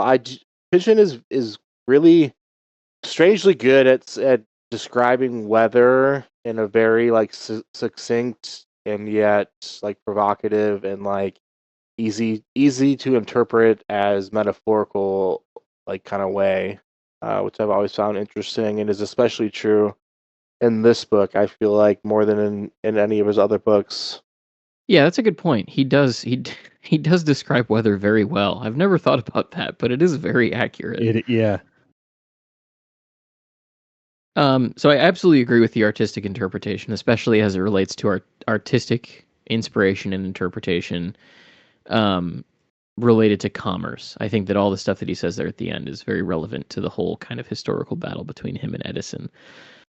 But it's the very first sentence that really inspires my conspiracy corner thinking with this passage, where he says, in the Velebit, rivers disappear, flow underground for miles, resurface unexpectedly, descend to the sea. Underground, therefore, lies an entire unmapped region, a carrying into the invisible of geography, and one must ask, why not of other sciences as well? To me, this seems pretty obvious, at least within the framework of thinking conspiratorially, that Pynchon is making another reference to the Hollow Earth, and the fact that in this book and in Mason and Dixon and his whole sort of bibliography, the Hollow Earth, when it comes up as this source of magic and Edenic power of the world as it was. And as the world becomes what it is, access to that shrinks. This has been sort of all over the first 300 pages of this book in one way or another, and how it affects multiple different industries. And when he's saying, why not other sciences as well, I think that is really pushing towards this interpretation of science as magic, and as science being used as the mechanism by which we explain away the magic inherent to that inner realm, and that in so doing, it shrinks our access to that realm as it pushes things forward. This is all stuff that we've talked about a lot. But the thing that really stuck in my craw with this is also the fact that he describes himself as not even really an inventor, that he is somewhat of a inventor in an aesthetic sense, but that he is merely attempting to replicate that which he saw completed in his own vision, which begins with his mention of this place in which science can flow from. And for as smart as a guy as Tesla was, the idea of using the planet Earth as a way to transmit things is pretty insane. But within the framework of the Pynchonian idea of there's this hollow earth, this hollow realm that magic and subsequently sciences flow out of, suddenly that does make more sense to me. That if you were somebody who had this thought process that there was a magical realm from which science flows from, and that the scientists you are surrounded by and expected to keep up with passively are attempting to basically create interpretations of that which you have already seen during a vision inspired by this place, that there must be something true in that you need to use that realm to channel the creations you're pushing towards. And so to me, it really feels like Tesla is not only setting himself apart from Edison in a very real sense, as he was in real life, but that Pynchon is also using his character to articulate this difference between the institutional and the mystical, and that one is trying to simply replace the other, whereas he is, in a very real sense, trying to simply channel that which he has seen. And that because one has this gift of money and progress and his does not, he is not going to be able to continue to push towards that kind of Edenic ideal that he has gotten a glimpse of, which would also be very true to his real life sort of character. Because if you're someone who has not researched Tesla very much, Tesla was somebody who, a lot of what it is that he wanted to create, a lot of what it is that he wanted to push for in the development of technology would not have been very profitable. He wanted to create the idea of wireless electricity, where you could create basically a free power grid by which cities would be illuminated from one direct source, right? That undercuts a whole lot of money from this whole kind of capitalistic infrastructure. He wanted to create ways in which there was long distance communication that would have been instantaneous in a way that would have, completely cut out a lot of the institutions that had built up around paying for, telegraphy services or things of that nature. So really setting him in league with the ideals of the Hollow Earth, which is a crazy sentence to say out loud, but which is very applicable to Pynchon's writing, makes sense to me. So that is really the kind of conspiracy corner idea that I come out of this passage with. Yeah, and to kind of build off a little bit of some stuff you said, I do really like the final sentence of his little speech. If I told them how far from conscious the procedure really is, they would all drop me flat. I've been asked where I get my inspiration from for like writing or different stuff. Just kind of casually from friends and stuff, and it's always very hard to answer. And I do feel like I feel like what Tesla's kind of getting at is it's very hard to monetize something that's ineffable. If you can't put it into language, you can't summarize it somehow, then how are you going to sell it? To where why people maybe would be asking why are we giving this guy money if he can't tell us where his ideas come from? If he can't make up some bullshit about where his ideas come from, when in reality it's just they just appear in his head, as if it's kind of unconsciously. Well, in magic, to kind of really put just a fine point on what you just said, magic, like true magic, not what you go to Vegas to see, it is ineffable at its very definition. Where it flows from, the source, how it works, all of that, that is all ineffable. That's a good way to I think really summarize that. Yeah, I like the way you put it, Luke, about that kind of final thought of Tesla's. And I think another angle on it is just if it's conscious effort, then that's labor, right? And if it's just coming to him, then it's what are you working for, huh? Yeah. But in a very material sense, to flip away from the magic talk, he is, his dream and all of his ideas, Tesla's ideas, were about distributing power in a literal sense, literally sending electricity, which, jump back to Gibbs and the influence of vectorism on, the way the world was shaped in the century following his death. Well, what do you think? What do you think the cybernetics is a study of? I do love the aside at the end of this kind of. Sometimes Pynchon does this with Lou Basnight's character on Shadow Ticket, but this is another example of a character going on a slight hinged monologue, and then there's this immediately sort of cutaway from it of people being like, okay, how do I react to this? And in this sort of back and forth after Tesla finishes this, sort of Kit, who you can tell is probably on the same wavelength as this guy, just looks out of the corner of his eye because now he's worried about how Colfax is going to interpret this whole thing, only just to see that Colfax is asleep next to him at this point and has completely just dozed off. It's just a really funny moment, followed by this very serious, almost somber admission of where ideas come from.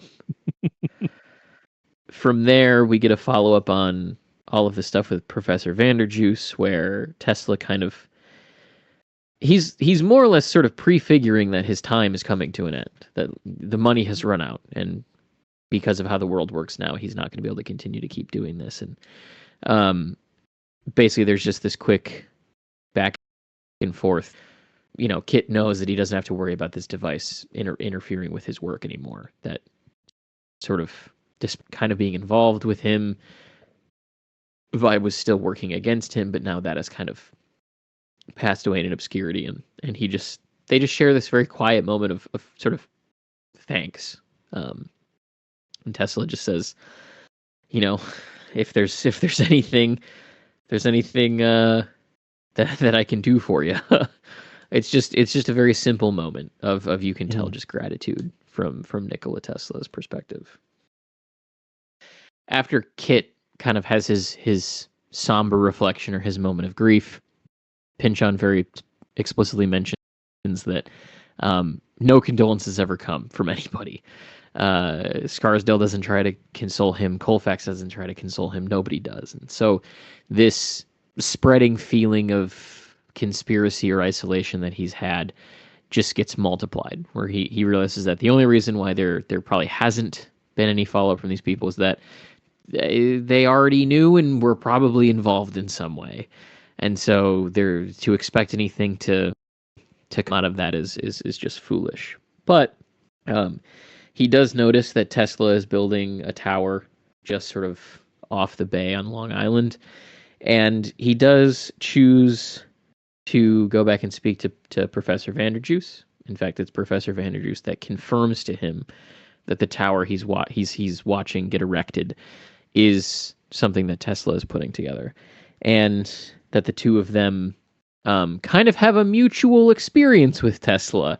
Vanderjuice knows that Kit kind of worked with him in Colorado Springs, and he starts to introduce a topic where he says, "Well, the Vibes once hired me," and then he just stops and he goes, Do you want to go outside and you want to take a walk real quick?"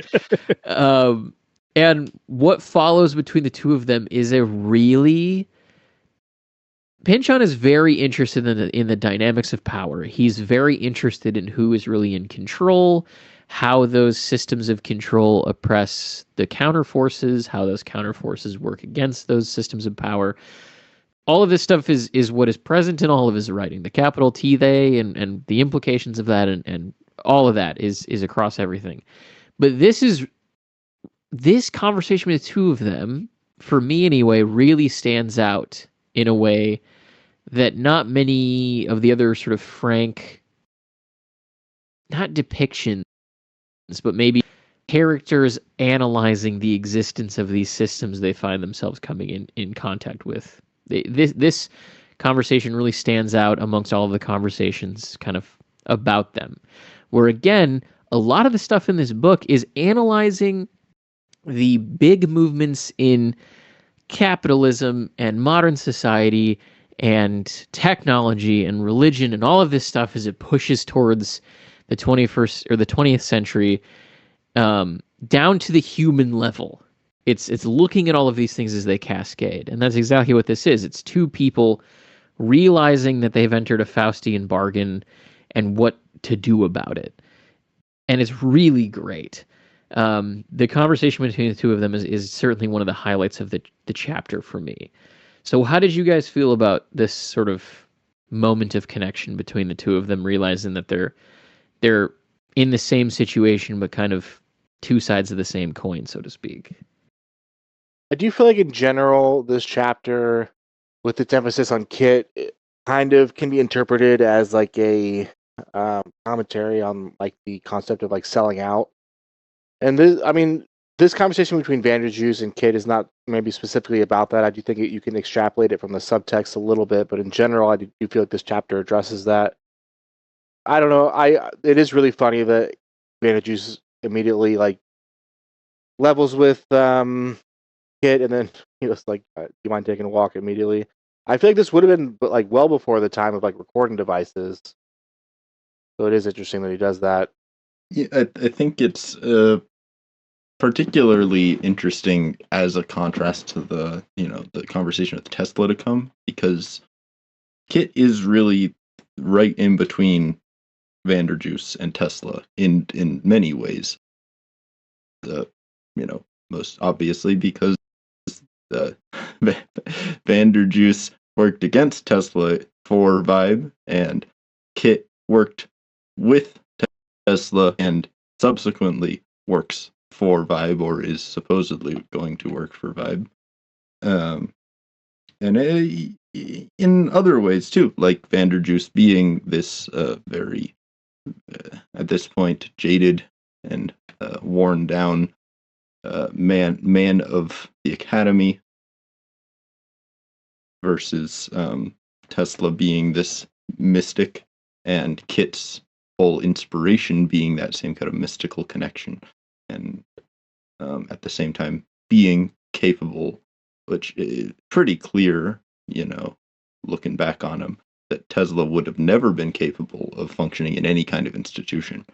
And so Kit's really, he is capable of either of these lives. And it's, the end of this chapter is him being given the opportunity to choose one or the other. I think my favorite two lines from this conversation is you could first convince yourself that you owe them. He would not say him, nothing. Sure, in Colorado, people get shot for that all the time. It's called poker. It's a great one. That's a great kind of zinger back by Kit. And he would not say him. Detail is really interesting. It's another way to kind of emphasize the word them, other than capitalizing it like he does in Gravity's Rainbow, which I think is cool. And those kind of small details, I wouldn't necessarily have thought about that unless it was pointed out by the narrator. I do like those kind of small details in books in general, and especially when Pynchon does it. Cody, any thoughts on Kit and the Juice? No, I didn't have. Will and Luke did a pretty good job of covering everything I would have said about it between the two of them. It's a great conversation between them, and it's one of my favorite parts of the chapter. Yeah, really, really good stuff. Because it feels like a moment where they are both reckoning with something that feels somewhat new. This idea that like you're going to be enslaved to this evil company or this evil empire in a way that didn't necessarily happen before. In days before, it felt like what Kit comes out of that old kind of mining family or mining infrastructure is more the kind of exploitation that you're used to. This idea that you enter into a job in which you're maybe paid too little, you're worked too hard, and your body kind of begins to fall apart as you get older.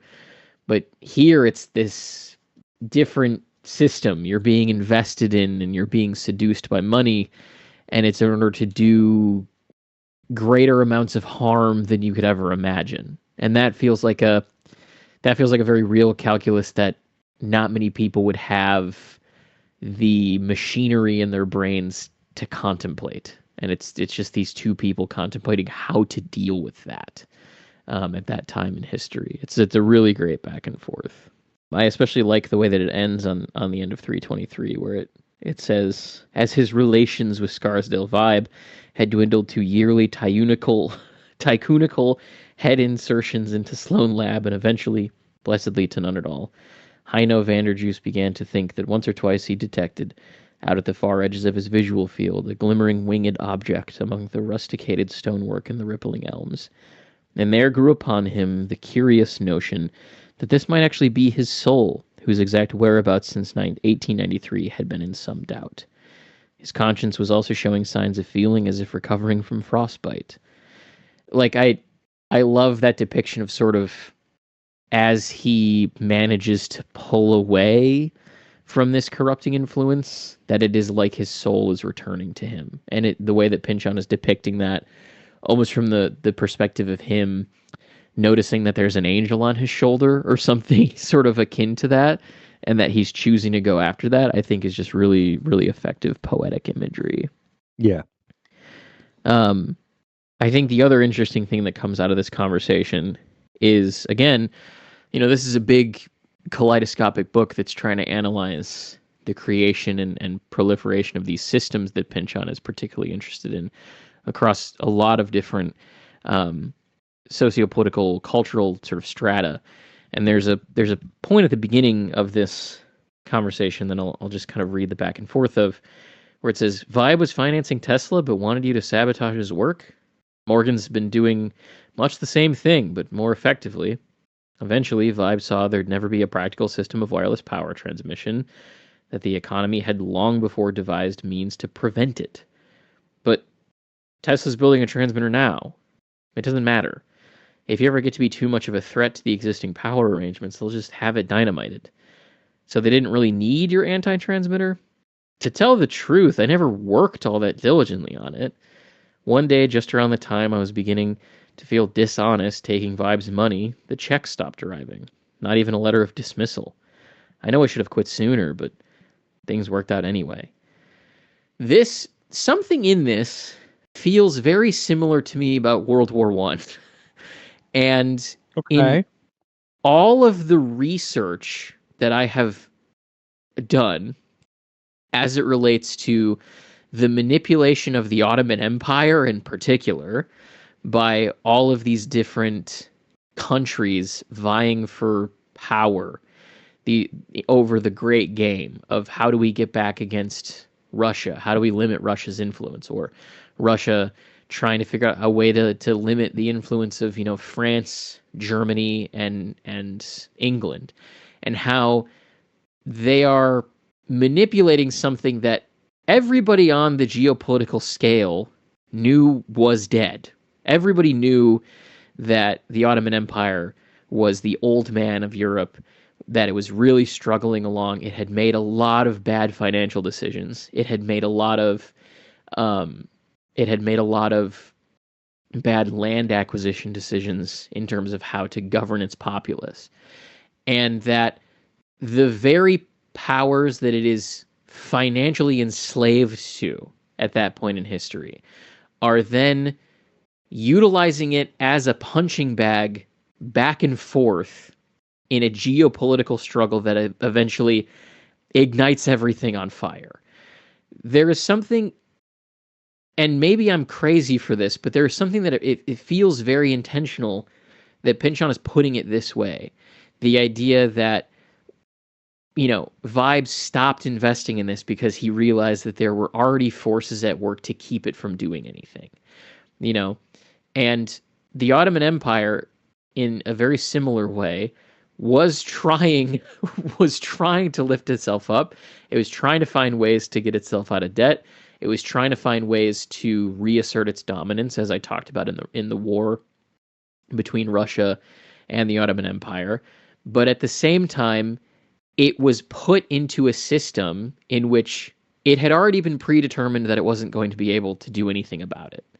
Because as it was trying to do that, you had systems like the Ottoman Public Debt Administration running around sucking the country dry.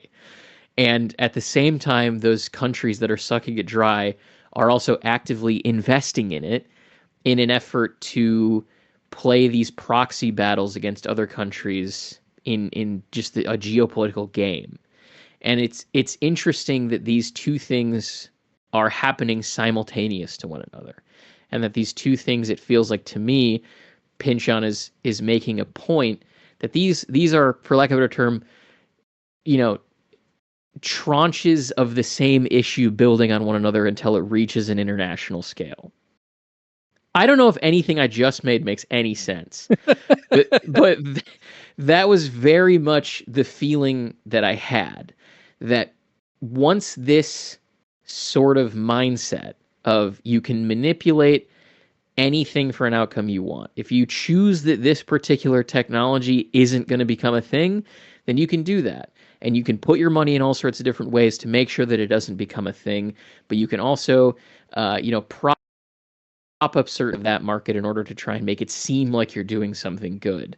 And as soon as you have that as a established strategy by the people who are really beginning to control the levers of the world, once enough of those people get into positions of influence, be they cultural influence, be they educational systems and the influence that those have, or political influence, that just is what the entire system becomes.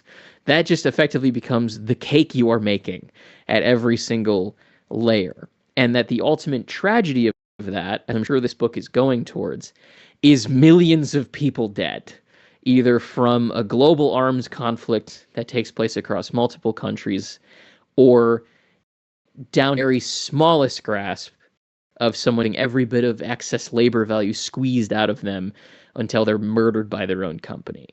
It feels very intentional to me that these things are put in the book in this way, where it feels very much that they're related to one another. But yeah, that's sort of my my crazy interpretation of some of this conversation. It doesn't it doesn't need to do that in order to work on its own for all of the reasons we already talked about. But that was another feeling that I had coming out of reading it. I'm trying to wrap my head around all of that. It genuinely makes sense. Like, that's the thing, is I hadn't ever approached it from that angle, but see it. From there, the two of them kind of have like a kinship with one another after this.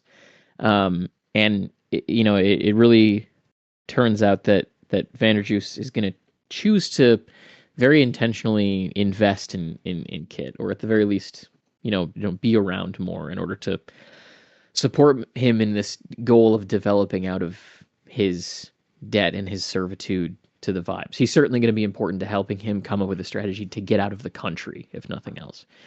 We do also get another reference to another scientist on this page, that is Minkowski. And this particular individual is Hermann Minkowski. He's another German mathematician. He taught Einstein. So he was a professor at the University of Bonn in Königsberg, which is in Zurich, and Einstein was one of his students. He laid a lot of the foundation for what Einstein would then eventually work into the theory of relativity. So that is a very, very important individual to the overall development of a lot of this. We do get another scientist brought up, and that's Dr. Hilbert, which is David Hilbert.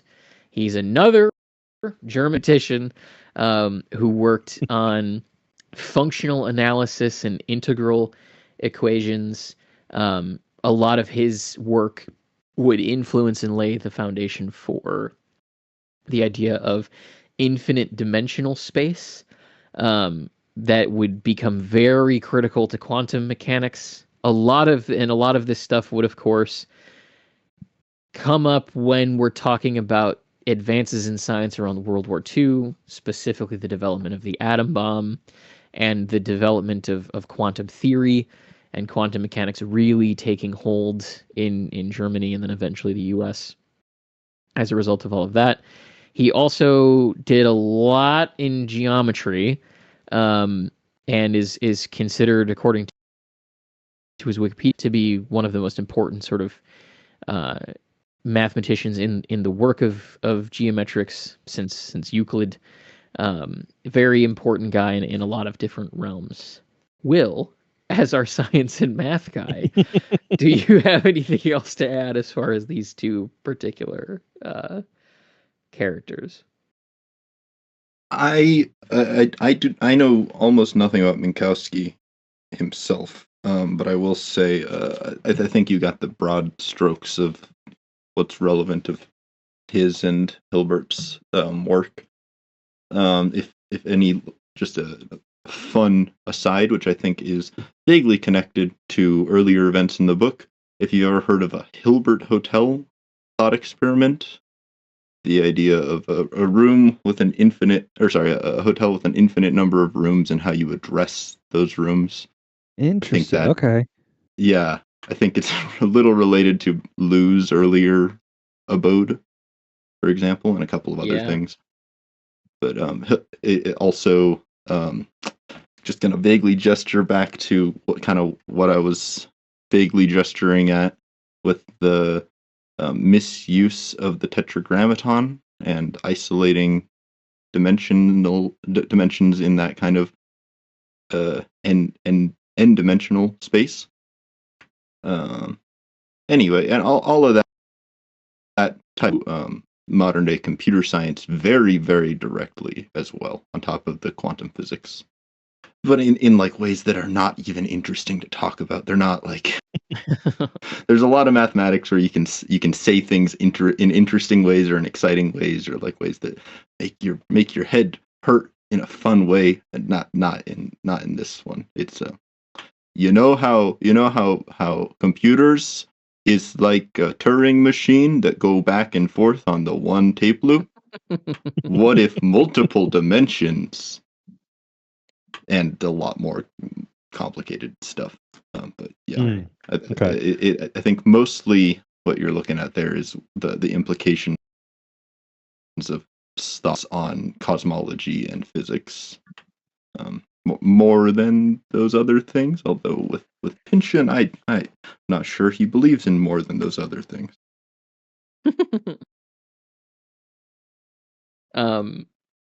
Simply bursting at the seams with happiness at the ability to help somebody. Vanderjuice can't help but break out in song. It's fine. I don't care for songs in Pynchon's books. This is a well-established thing. Do we have any thoughts on the song that Vanderjuice chooses to play? Not the song, but I can't help but think of the connection now to Shadow Ticket with the line, "The old fellow produced from empty space a ukulele of some dark exotic wood trimmed with tortoiseshell." Like that ties into that apportation aspect in Shadow Ticket, where you can, things can just appear from seemingly nowhere. How actually accurate that connection is, I don't know, but that I just can't help but think about that. Sure. Well, there have been a lot of weird things in my life in the past couple weeks, and in my media and artistic consumption and appreciation that has lined up with this chapter. One of the strangest might be that the night before last, I fell asleep watching Mr. Show. Nice. Ooh. That's got to lead to some interesting dreams. Well, do you recall? It's been a while since that show was airing. Yeah. Do you happen to recall the Bullhorn Singers? Vaguely. I remember that being an idea, but I don't remember the full sketch. Well, the whole joke is like, automobile. What if that was an entire genre? Yeah. Yeah. This is that. This song is that sketch. In my mind, at least. Okay. Other than that, I don't have much to add. I do appreciate the 4-color problem drop, because this was around the time where the 4-color problem was actually relevant. Maybe the last time it was actually relevant to anyone's life. For those who don't know, the 4-color problem is technically an abstract geometry problem that I think is still to some degree unsolved. I'm very unsure of that. I could open up the Wikipedia page, but that would be ridiculous, and we already use so much of Wikipedia. So I'm just going to assume I'm remembering some degree of correctly. But essentially, the 4-color problem is how can you lay out a map using as few colors as possible to distinguish the different countries and territories, which is relevant because maps, like everything else, are constrained by commerce. And so you want to spend less money on ink if you can. And it turns out that it seems like 4 colors is the absolute bare minimum you can get. But it does seem like, as long as you're depicting a 2-dimensional space, such as the surface of the globe, you only need 4 colors, which vaguely interesting when you're talking about these higher dimensional things, because 4 as like holographic to 2 dimensions is vaguely reminiscent of the ratio of a circle to a sphere, and so on and so forth. That's getting into real weird corners of my brain. I do think it's easier to kind of puzzle out what this song would sound like than some other songs by Pynchon. Yeah. Whereas I was reading it, I could kind of be like, oh, this is how... there's a cadence to it, and the commas are doing a lot of work, and there's a lot of dashes and stuff where it is, like I said, just kind of easier to not picture, but kind of have like a semblance of what it might sound like out loud in my head whenever I was reading it, and not all Pynchon songs can I do that. So no, I'm with you on that. It definitely, this is one of the ones where I didn't have to work as hard to kind of make it sound like I thought it might be intended to sound in my head. Definitely, yeah. If only for the Mr. Show of it all for me. So the song is really used as a bridge to introduce the idea that Vanderjuice can help Kit get to Germany, and that once he's in Germany, he can really do the work that he wants to do, as opposed to being in this very strange, soul-sucking, debt collecting position of servitude to the vibes. And so that's really where the kind of seed of the idea comes from. And this is where we, of course, also get the very sad admission, as we'll come to find out, that Kit would really like to trust Colfax. That it would be really nice if that relationship was good and positive, and if they liked each other. And that it really appears as though Colfax is a good skate, which is slang of the time for just sort of a nice, trustworthy person. Spoiler alert, that will come to not be true. And Kit mentions that they'll probably go talk to Tesla because Colfax has had some interest in going out to his island. And that's exactly what they choose to do. Okay, we're done going back in time now.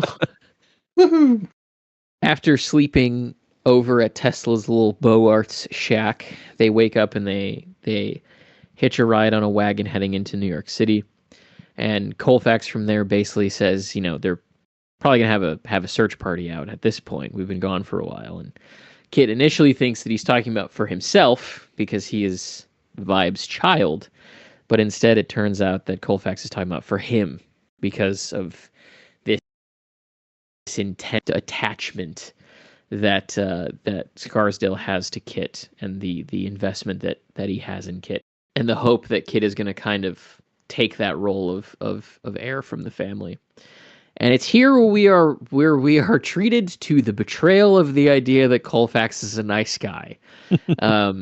Colfax reveals that not only are the Vibes aware that they're not happy, which that's a line that really was rather chilling. This back and forth on 328 where it says, "Who, me? I'm as happy as a Long Island steamer clam. What are you talking about?" And then Colfax just says, "You're not, Kit. They know you're not." And the "they know" is italicized. The "they" has a capital T. It's really just sort of another very quietly chilling line in this chapter, because that phrase has a lot of weight associated with it. And it turns out that, at least in part, how they know that Kit isn't happy is Colfax has just been writing reports on his behavior this entire time, and has just been sort of been doing a simulcast in their friendship with his dad, just telling him everything that Kit is up to, what he's thinking, how he's feeling. And for someone who has no family in the area, seemingly no friends, seemingly no real connections. I mean, yes, we see him make one with Vanderjuice, but that just happened. And he does have a connection with Tesla, but he hasn't seen Tesla in years. That has gotta suck. That if there was a cherry on top to the Depression Sundae that Kit has been apparently eating while at Yale for all this time, it's really this betrayal from Colfax. Because correct me if I'm wrong, but it doesn't feel as though Kit was aware that was what was going on, or even had an inkling that Colfax was informing on him, which really does just make it all the worse. Yeah. I think it's very possible that Kit would just assume that Colfax would at least share some information about his roommate with his father, Sure. even knowing how distant they are.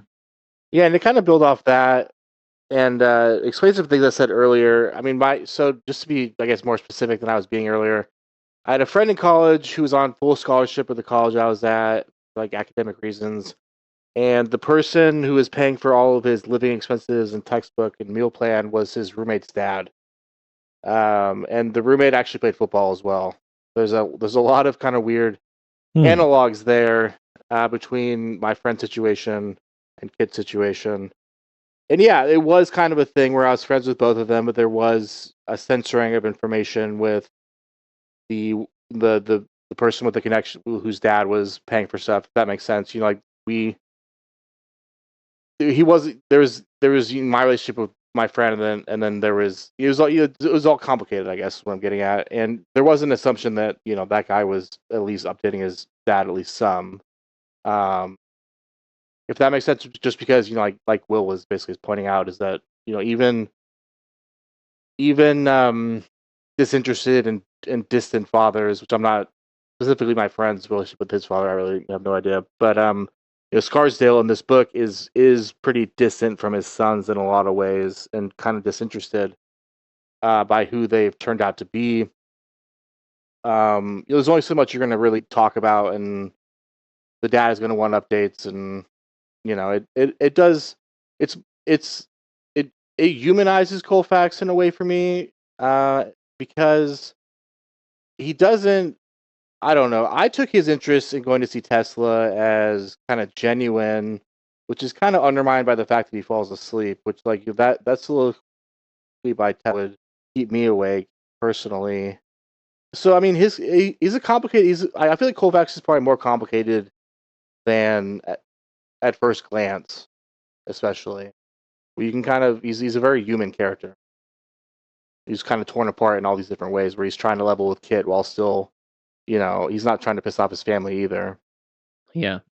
And there is something nice, feels like the wrong word. There is something nice to the idea that he does care, if nothing else. Like there is a revelation in that like, even though Colfax does see Kit as his rival for both his father's affection but also his father's money, it is nice to see that he isn't just like a sort of college frat like layabout, that he is interested in something else, or is at least hoping to apply himself in some way, which of course is bundled up with his appearance of being interested in Tesla, whether it was true or not. Like, it does add something to his character that really wasn't there, because before this chapter, he is written off by his father as being just like kind of a meathead. And when we see him for the first time, when Kit first moves into his dorm at Yale, he seems kind of like just a meathead. So I appreciate that inclusion for his character, if nothing else. The reason I think that, even beyond any possible expectations on Kit's part, that he doesn't seem upset, I think is really, really quite well explained by that little paragraph of Colfax saying, essentially, so what am I supposed to do? He says, what I do, pretend. You've been talking a lot about Germany lately? Well, here's your chance. Pretend that our coming through that storm was a certified miracle. Go south of the green someplace. Go in a Catholic church. Make a votive offering. Tell Father, who's a man of religion despite all appearances, that you vowed, if you survive the ordeal, to go study in Germany. Kind of, I don't know, math pilgrimage. And I think it's just, beyond being someone who is raised in the environment and knows how to get through it, and knows that, informing on his roommate's going to be good for his possible inheritance. He's coming clean about this for a reason. As he says, it wasn't pleasant for him to be informing his father, and if he didn't have compunctions about it, he wouldn't be telling Kit. So I think it really is coming at it, Colfax is coming at it from this perspective of, look, I've done my part in making you feel trapped in the way that you do, but let's be clear, we both feel trapped this way. I want to offer you a way out of here. And sure, it benefits me, but I'm being upfront with you. This is not some game I'm running. This is not, I'm not continuing to mislead you. And maybe he is. Maybe he has no feelings towards Kit whatsoever. Maybe it is entirely cynical manipulation to get more money. But I mean, Colfax seems smart enough to not be that confident in whatever he thinks is going to happen with Kit out of the way. Yeah, I mean, Kit going to Europe is mutually beneficial for Colfax in a way that isn't necessarily like apparent unless you think about it.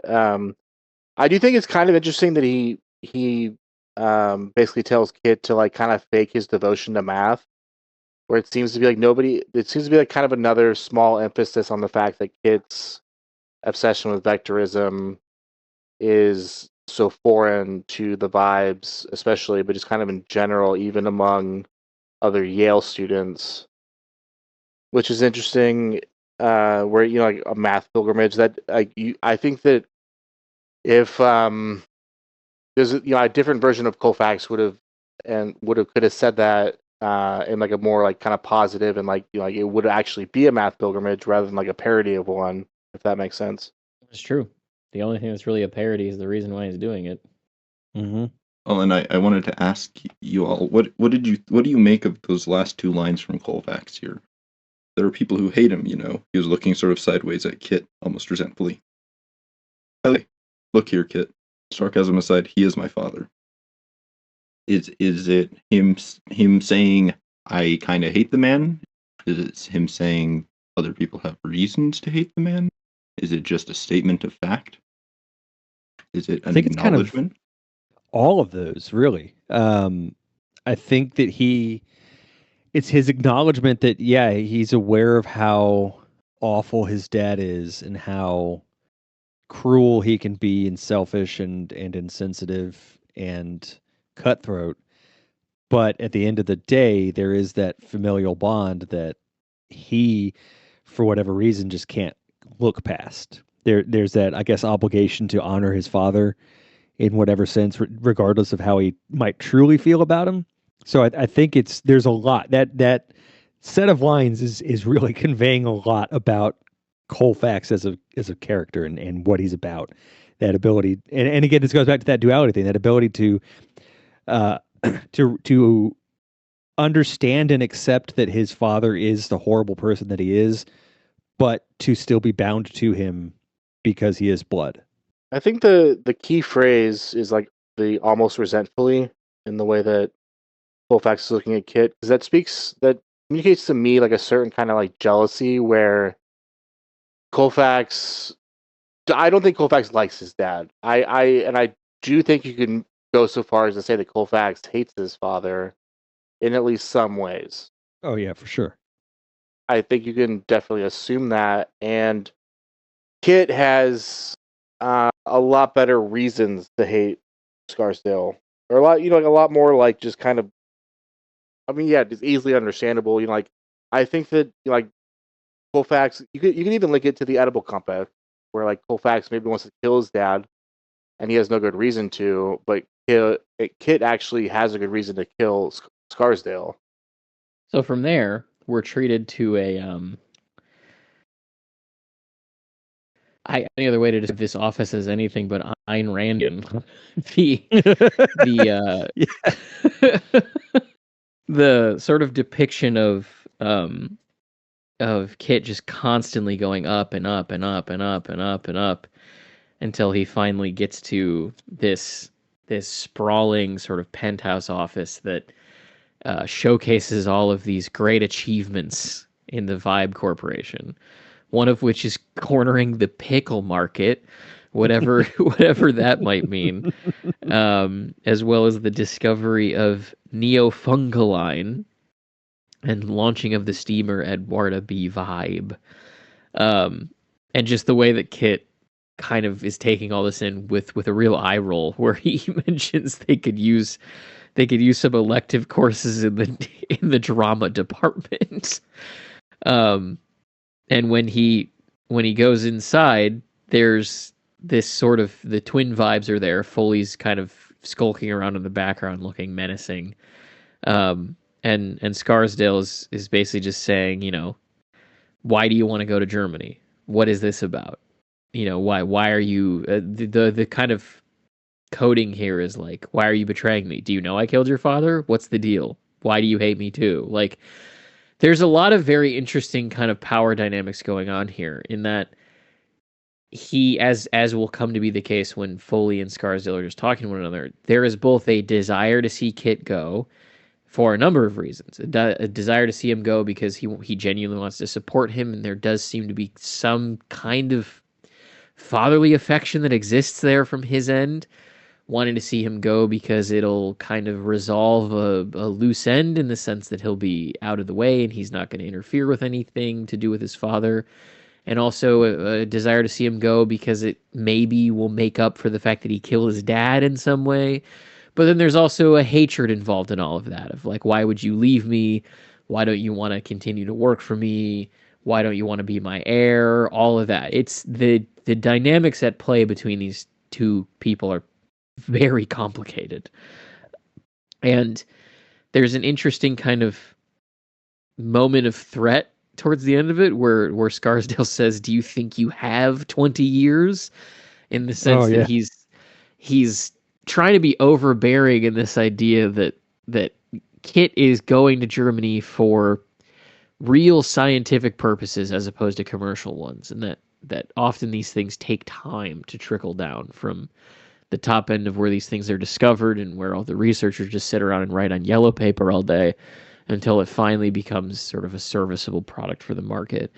And I like the fact that as soon as Scarsdale threatens him in that way, it immediately says that he's worried maybe he overplayed his hand, that he maybe stepped too far. I just, yeah, there's a lot of very interesting nuance and very interesting dynamic between the two of them. So how do we feel about this conversation between the two of them? What are your guys' thoughts on it? Well, my thoughts on it are fairly limited. It does feel a lot like Kit's taken the implied advice from Tesla, and the direct advice from Colfax, and he synthesized them. And what comes out is this spiel about how, sure, there's no application of the mathematics right now, but you see, much like Maxwell's equations, we didn't know, blah, blah, blah, blah, blah. And, as we know, he's not actually lying.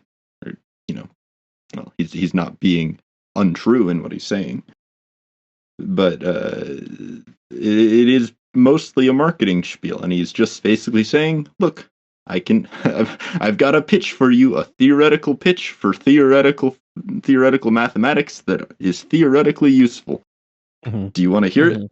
Nope. Here's the ticket." Yeah. Yeah.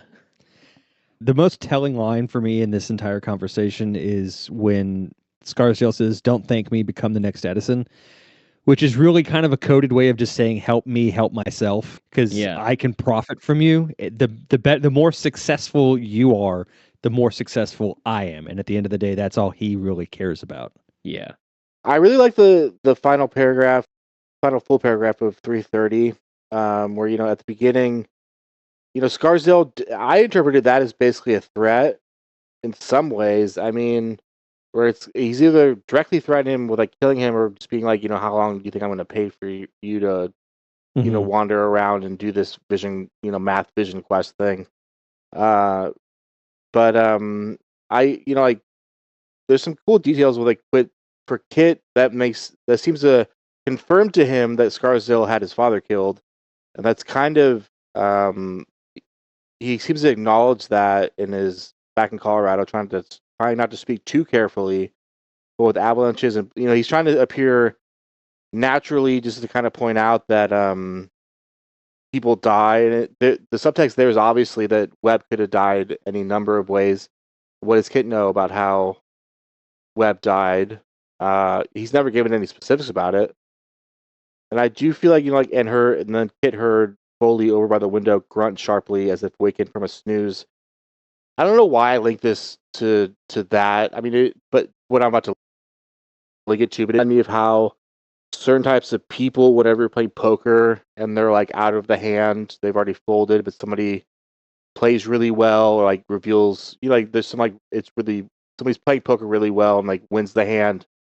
Some people will do this kind of appreciative grunt, where it seems like Foley's kind of being like, that was a good little speech you gave. That was a nice kind of maneuver by you to kind of deflect the threat and just kind of be like, this isn't that. I'm not. I mean, it's kind of like he's asking for a payoff, but he's also kind of saying, I'm not asking for a payoff. I'm just asking to go study somewhere else. Yeah, I interpreted Foley's grunt less of a laugh, or even like as though he was consciously listening, but like Foley Walker has been, as we see a little bit more literally at the end, a couple of pages here, he has these messages from beyond, and he has this kind of connection to the market, which in a sense you could argue is like the like Pynchon says, like the real war is a celebration of markets, and in this case the real market is the insertion of this actual threat into this dynamic of bullshitting that Kit is throwing at Vibe. I agree with everything you guys have said. I will say, as another thing, Cody, that line about Edison that you mentioned is maybe my favorite line of the conversation. However, Yeah. I wish Pynchon did not elaborate on that, like a sentence or two later. Yeah. Just end I it there. I feel like that because I literally, as I was writing, I stopped, I underlined it, and I said, "Wow, that's a lot of meaning." That's Yeah. what I wrote in the margin of it, and then for him to immediately then say like, "Oh, well, he should have said Tesla." I don't know. I just feel like it's indicating too much. Like if you're really reading this chapter in this book and you're doing the research, so to speak, like you know exactly what he means by "go be the next Edison." If I have one sort of quibble with this chapter, it's that there was no need for the elaboration. But that's fair. In and of itself, maybe my favorite line of this whole sort of conversation. I guess as an excuse for Pynchon. I read most of this section, from the small caps section, as being pretty firmly situated in Kit's perspective. Like the preceding paragraphs feel very much like Yes. direct discourse with his stream of consciousness, and I don't know. That feels like something that a snotty 19-year-old would think walking away from the conversation. Yeah. I definitely know why it's there, and I think you're absolutely correct in that it's meant to be from Kit's point of view. I don't know. I didn't care for it. Oh, maybe it's because it is precisely because it's a snotty sort of remark, but yeah, I rolled my eyes. Yeah, Kit's gonna go off to Germany. Basically, Vibe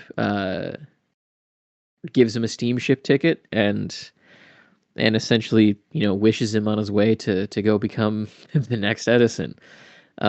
So really, Kit at this point has kind of found his way to kind of square the circle of where he's at in his life and what these things mean. It's a great sort of development forward for his character.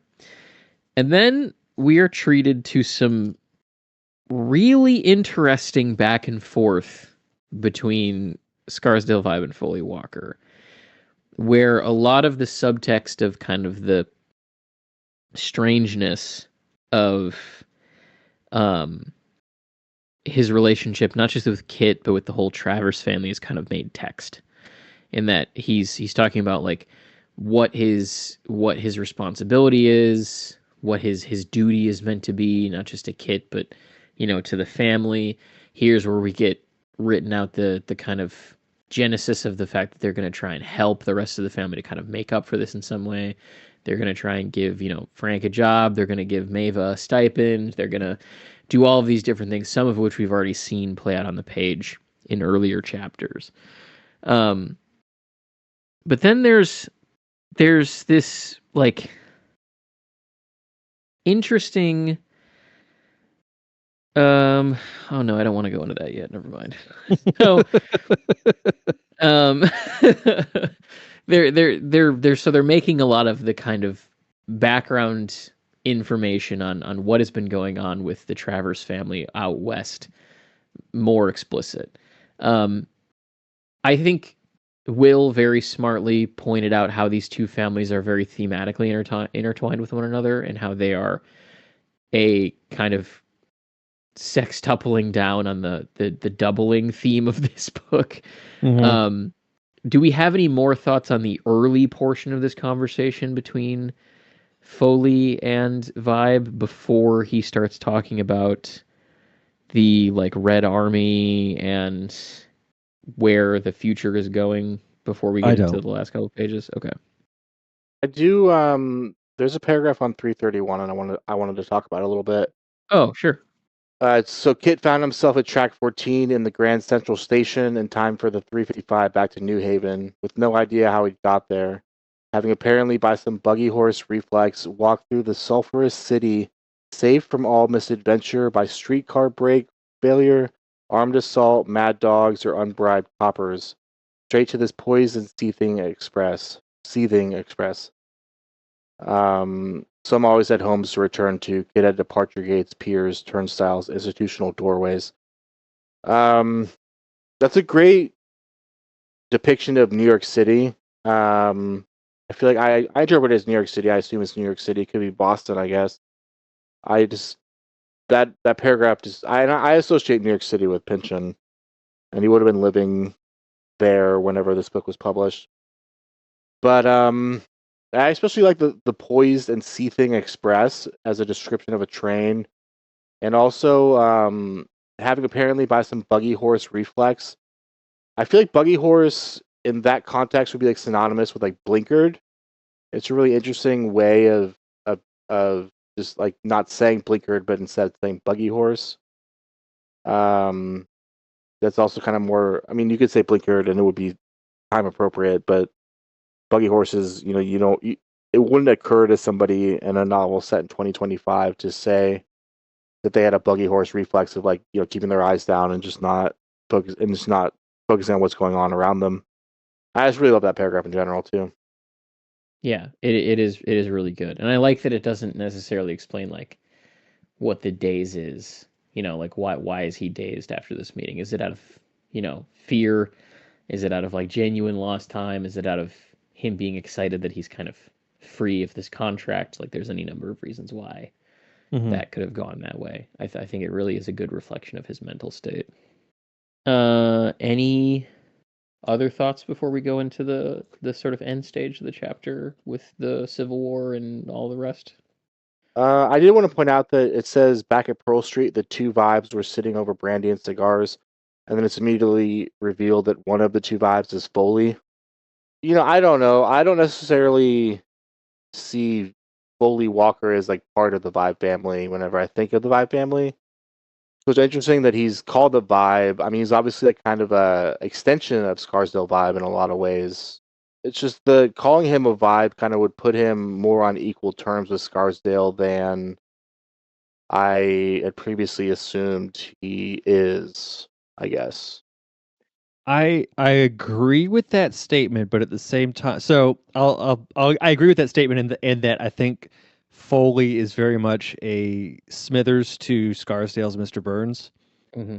But at the same time, Scarsdale, in a way, bought him and owns him, and is connected to him through his, I guess, forced conscripture into the Civil War. So I think there is a sort of like, I think that gives it a sort of weight that we would otherwise not consider. Simply because he's a Vibe, but not by choice or by blood. He's a Vibe by like almost by debt. Well, and not to mention that Pynchon does explicitly refer to them as the twin vibes when his character's first introduced in the beginning of the book. So, and like he does bring up the fact that Foley more or less operates as Scarsdale in the world. Like when he goes and gives Kit the offer, it is not Foley giving that offer. It is very much Scarsdale Vibe giving that offer.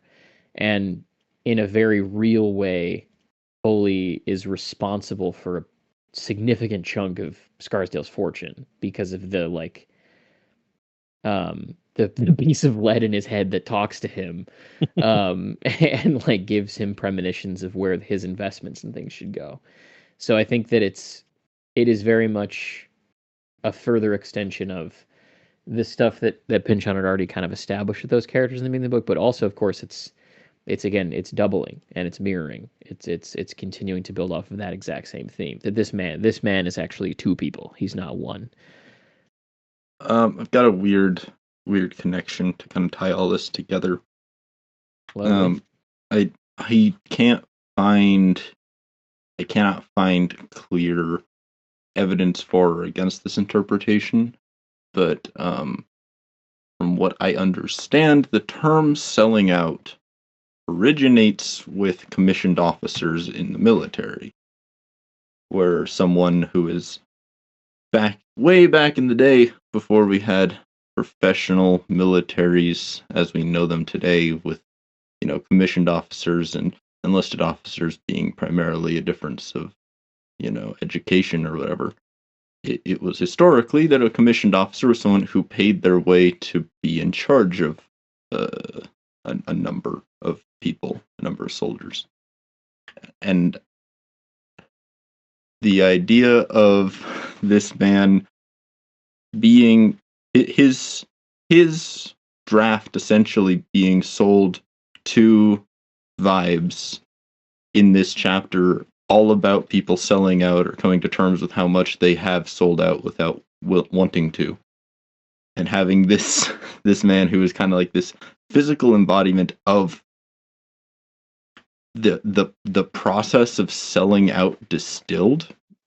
Because like if you're in a commissioned post and you sell out in this historical context, it means you're going home, you're no longer in the field, and instead he was essentially sold in.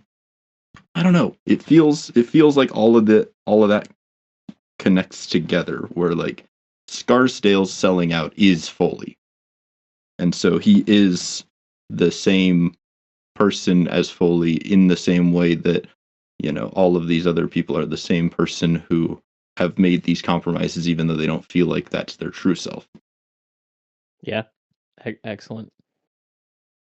So to continue to double down, building off of this line that Luke called attention to, we have the fact that the twin Vibes have twin wars. So as this conversation kind of takes a different track, Foley thinks back to his war, the Civil War, and then Vibe in a way refers to this kind of modern moment as his own war. That because of the fact that he had a deferment from the Civil War, he's now having to kind of fight this on the back end. And I'm just going to read this quote because I think it's pretty good. I didn't have my war then, Scarsdale had been saying. Just as well. I was too young to appreciate what was at stake anyway. My Civil War was yet to come. And here we are in it now, in the thick, no end in sight. The invasion of Chicago, the battles of Homestead, the Coeur d'Alene, the San Juans. These communards speak a garble of foreign tongues. Their armies are the damnable labor syndicates. Their artillery is dynamite. They assassinate our great men and bomb our cities, and their aim is to despoil us of our hard-won goods, to divide and subdivide among their hordes our lands and our houses, to pull us down, our lives, all we love, until they become as demeaned and soiled as their own. Oh, Christ! Who has told us to love them? What test of the Spirit is this? What darkness has been cast out over our understanding that we can no longer recognize the hand of the evil one? I'm so tired, Foley. I've struggled too long in these thankless waters. I'm as an unconveyed vessel alone in a tempest that will never abate. The future belongs to the Asiatic masses, the pan-Slavic brutes even. God help us. The black seething spawn of Africa, interminable. We cannot hold. Before these tides we must go under. Where is our Christ, our Lamb, the promise? Seeing his distress, Foley meant only to comfort. In our prayers, oh, Foley, spare me that. What we need to do is start killing them in significant numbers, for nothing else has worked. All this pretending equality, negotiation, it's been such a cruel farce, cruel to both sides. When the Lord's people are in danger, you know what he requires? Smite. Smite early and often. Hope there's nobody listening in on this. God is listening, as to men. I have no shame about what must be done. A queer tension had come into his features as if he were trying to suppress a cry of delight. But you, Foley, you seem kind of almost nervous. Foley considered briefly. My nerves? Cast iron. He relit his cigar, the match flame unshaking. Ready for anything. This really feels like an important, and the reason I read out that entire sort of bit of dialogue is it really feels like an important changeover in Scarsdale's mindset. I am sure that the things that he's articulating here are things that he has thought before, but feels like, especially in the wake of a lot of the stuff with Kit and a lot of the stuff in just the very previous page, that he is fighting with, for lack of sort of term, the last shreds of his morality. And then in this sort of unhinged rant that crescendos with him saying, no, we just actually have to kill all of them, that he finally resolves to fully commit himself over to whatever it is that he's become. And it's interesting that Pynchon depicts that, because as we've talked about a lot over the course of these chapters, this book really feels like a novel that is depicting the development of the Pynchonian idea of government, the Pynchonian idea of capitalism, the Pynchonian idea of modern society, the Pynchonian idea of the capital T they. And this really feels like a hinge point for this particular character, where he's still kind of doing this thing where he's not sure how he should handle the conflicted feelings for this kid and his family. He's not sure how to in some way make up for the fact that he ordered the murder of this patriarch, certainly kind of a version of himself, but from the other side of the aisle, so to speak, economically. And he wants to do all these nice things for the family, nice in the sense that he's sort of making up for the murder. But then at the very last second, he just realizes, nope, it's not going to work. The only thing that's really going to work for me going forward is if I just commit fully to this crusade that I'm acting upon, and is using religious justifications to do that. This whole thing is filled with allusions to God. And of course, that has a lot of resonance with the time the book was originally published. It has certainly gained relevance with how a lot of people from, that side of the political spectrum that is allied with capital has generally developed, especially since this book was published. It's a very... Pynchon writes good villains. This stands out to me as a particularly important moment for this villain and for the ideas that he represents. Yeah. I love and I hate the line that Scarsdale says, I didn't have my war then just as well. I was too young to appreciate what was at stake. Anyway, my civil war is yet to come. To say that in front of the person who you bought to fought in a war for you is insane. Crazy. Yeah, and I mean, to highlight that, I mean, Foley is plagued by dreams of the Civil War, which is just stated in the paragraph before that. And a big part of PTSD can be that the trauma that you've experienced kind of showing up in dreams. I'm not, I was never in the military, but I do know people that had issues with, right, kind of tangentially knew people who had served and had issues with, waking up in the middle of the night and yelling and screaming and stuff like that, in terms of like their PTSD dreams and stuff. That the dream is very viscerally described as well, and it does have this kind of sense of it's like building towards something with a pile of explosives catching fire and all these artillery shells coming in. It's such a cramped area of engagement, where I would hope at least if Foley woke up before everything blew up, before he had the experience, or I don't know. But anyway, I do like how Scarsdale's little speech is almost a sermon, I would say. Yeah. And in some ways is a sermon. Is very kind of King James translation of the Bible. Kind of that kind of wording. A lot of the phrases and even full sentences that he uses, I would bet, have more or less been said out loud in sermons in America and probably other places. I don't really know. Probably especially during this time period, I would guess, and even today, these types of things are still said in some places. I was gonna make a joke about how Christian Scarsdale's being with the whole smite early and often. The whole thing has kind of this, right? It is this little speech. Like you would think that this would lead somewhere in terms of Scarsdale like assassinating people, Scarsdale somehow killing what amounts to civilians. At least like in the classical war sense. I mean, because he's talking about class warfare, which is a little bit, who's a combatant in class warfare and who isn't is kind of more blurred, especially in this time period, probably with the formation of unions being a lot bigger of a deal and strikes and all of that. Participating or not participating in that would be kind of playing your hand a little bit. But I do think it's interesting. He's kind of just letting off steam.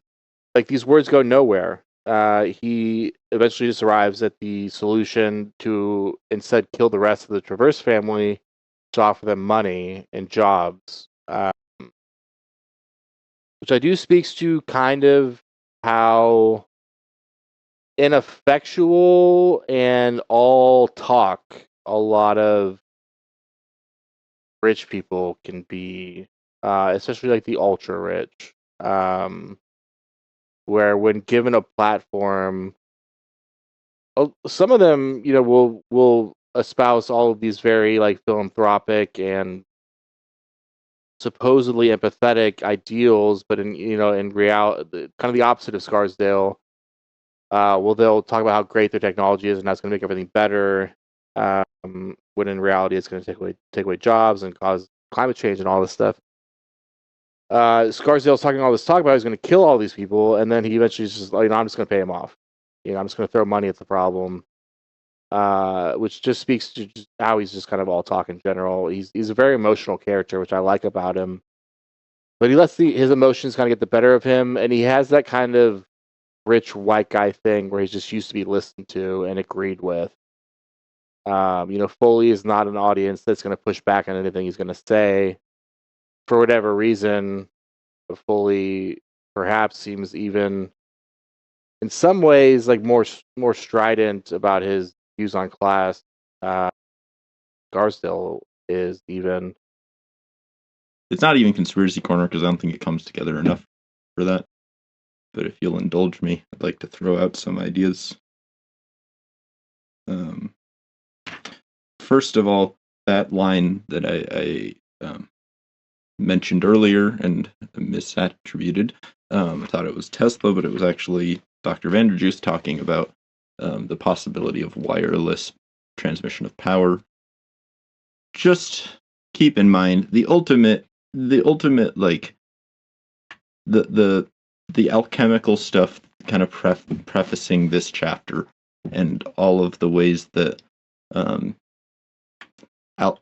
alchemy kind of asserts that lead and gold are one and the same material, and it's simply, and as is alluded to with the what do they call it, argentorum, in the previous chapter, these ideas of metals being interchangeable except for their appearance.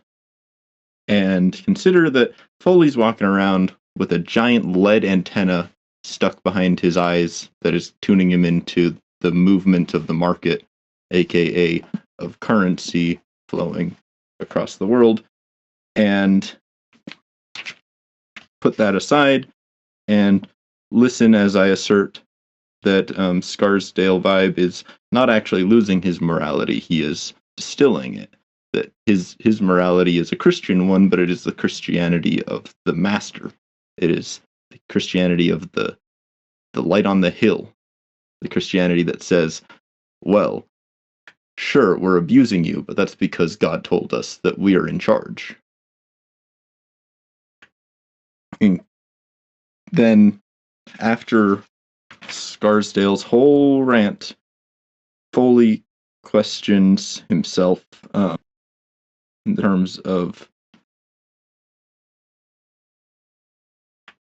his own voices, which had never pretended to be other than whose they were, reminded Foley of his mission to restrain the alternate Foley, doing business as Scarsdale Vibe, from escaping into the freedom of bloodletting unrestrained, the dark promise revealed to Americans during the Civil War, obeying since then its own terrible inertia.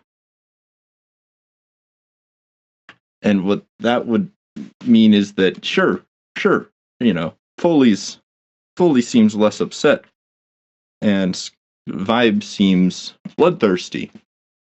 But what's actually happening is that Scarsdale's too human for this business. And he's constantly saying, "What, are you being soft?" When Foley's just saying, "Look, we can't just kill all these people. Killing these people fix anything. What if instead of putting lead in them, we ply them with silver?" And to him, as someone whose prefrontal cortex has been replaced with a lump of metal, there's no distinction.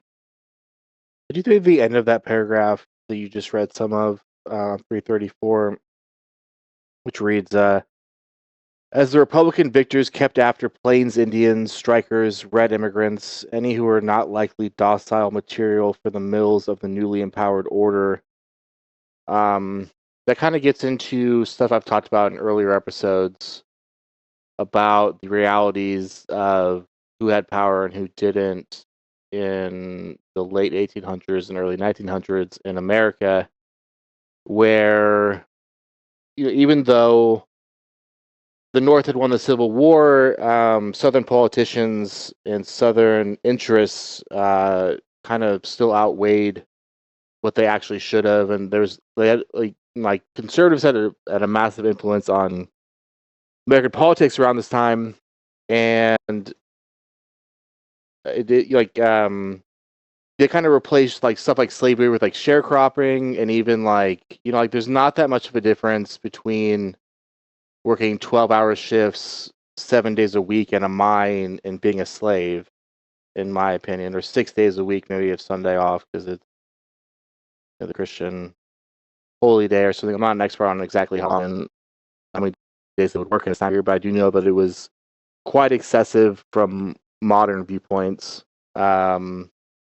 Lord knows, like the 40-hour work week is oppressive enough for me, at least. But yeah, I mean, it's just it is kind of interesting that the concept of the Wild West and how the Plains Indians were, targeted for their land, strikers were targeted for better working conditions, red immigrants, which is kind of probably a watchword of linking leftism and like progressive ideals to immigrants and the supposedly negative influence of immigrants on America from a conservative viewpoint, at least.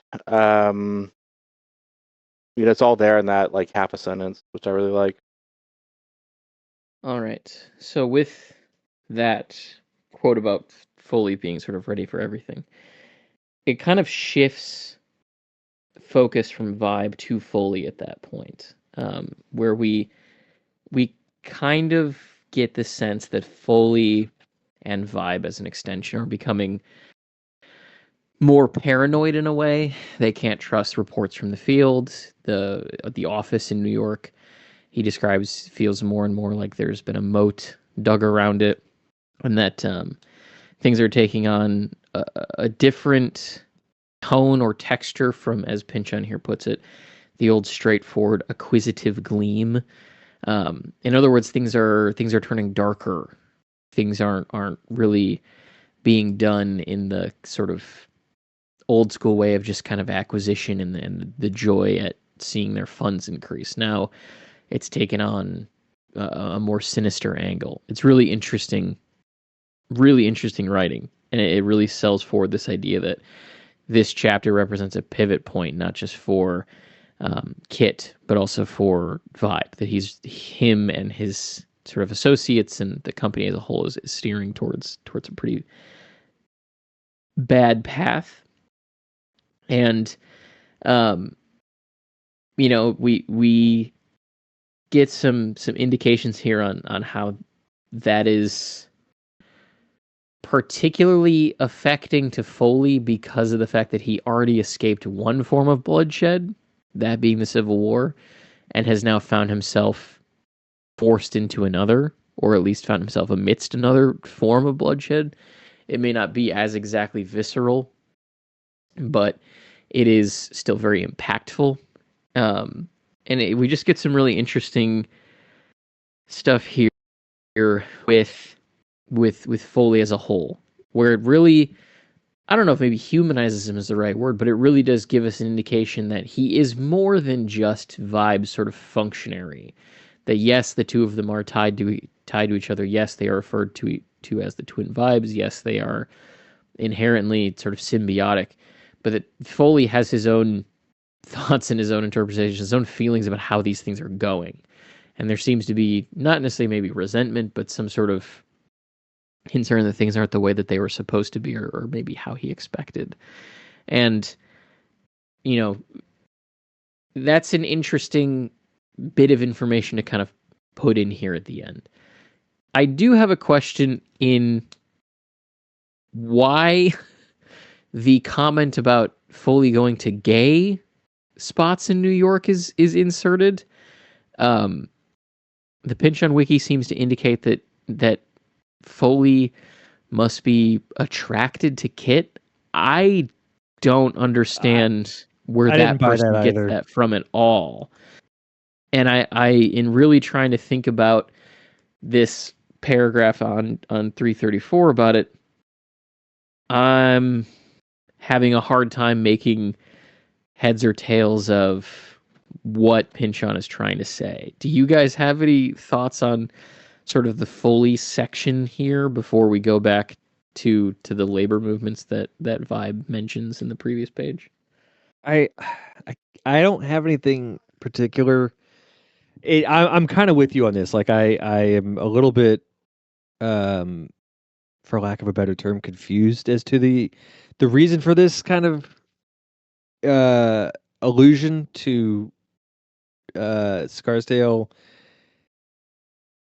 The only thing I can think is that maybe in a way, because of the way that homosexuality was viewed at the time, that his, if that is the case with him, if he's forced to be closeted, he's like perhaps taking it out on others and sort of letting that fuel the anger that he has towards people, and his money is a way of kind of getting back at people, but he still has the power to have that secret life.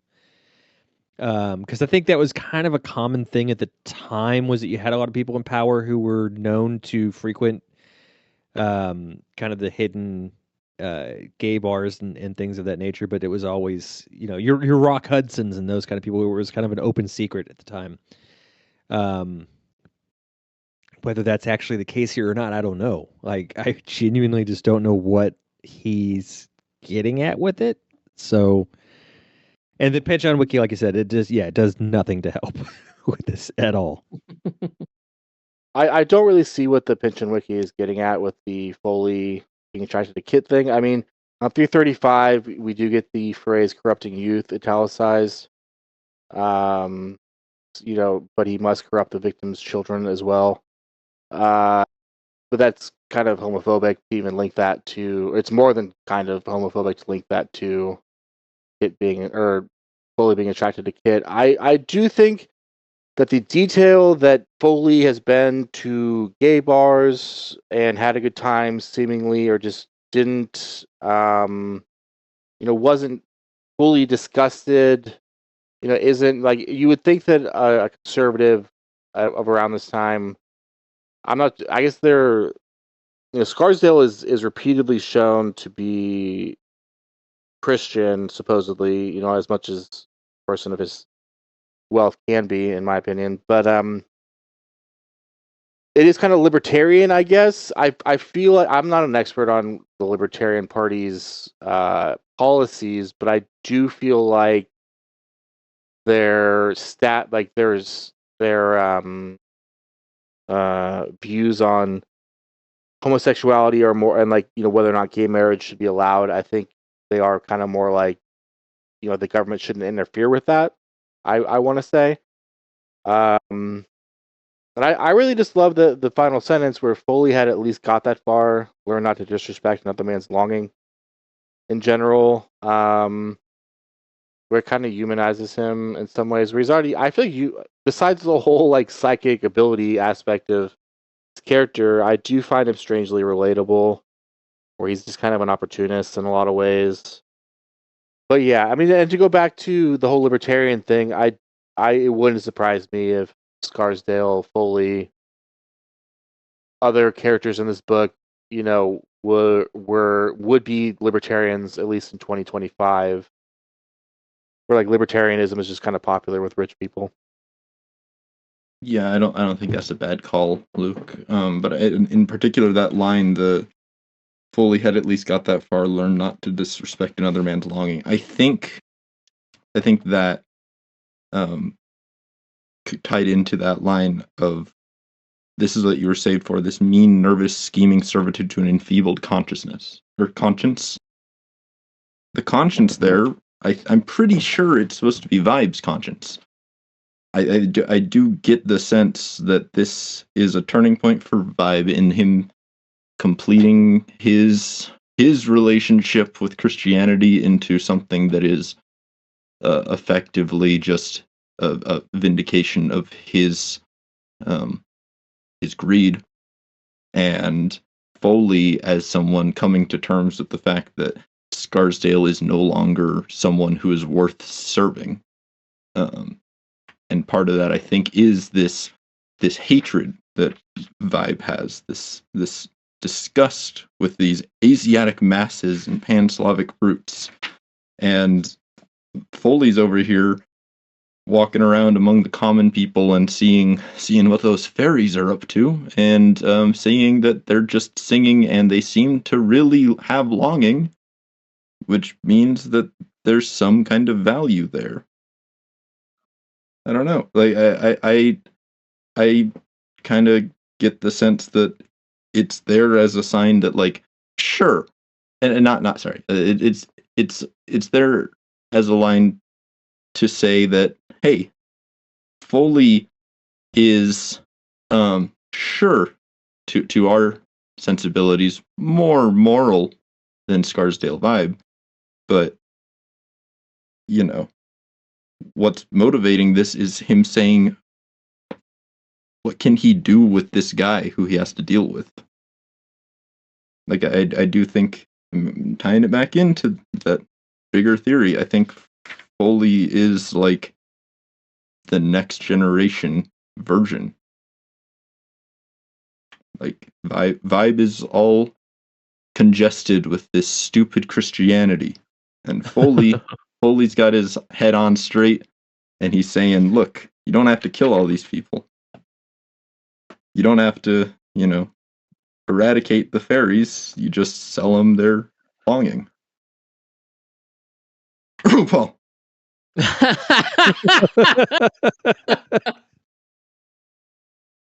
I appreciate those takes on it.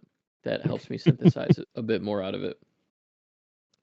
Especially the mention of fracking magnate RuPaul.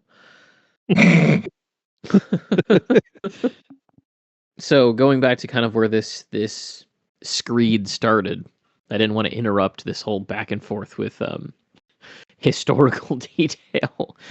But going back to where this screed started, where before it switches to Foley's POV, we get Scarsdale mentioning a couple of events. First is the invasion of Chicago. He is most likely referring to events like the Haymarket bombing, or just the kind of development of the sort of labor anarchism in Chicago as a whole. He mentions the Coeur d'Alene. We talked about that a long time ago on the podcast when we first started. That is a thing that Pynchon has already covered as far as a real early development in labor unions. The Coeur d'Alene strikes are where the WFM really sort of took off and synthesized. And then there's also a mention of the San Juans. That is, as far as I can tell, a reference to the San Juan mountain range, which in Colorado runs through Telluride and Cripple Creek and a lot of these other places where the Colorado labor wars were happening around the mining industry, which we have talked about at length, especially over the past couple months. But then he has this reference in here called The Battles of Homestead. And this is where my 3 pages come from. So the Battles of Homestead is a reference to a strike at the Carnegie steel mills in Pennsylvania. As Andrew Carnegie was finding faster ways to produce steel. He was pushing for both continuous production out of his mills and a lowering of wages for the hours worked, based on this interpretation that because he was making it easier, they should be paid less for the work that they were doing. The Amalgamated Association of Iron and Steel Workers, or AA, had organized the plant in Homestead and had a robust contract which was set to expire in 1892. Okay, so here's an important thing to know about the development of labor unions.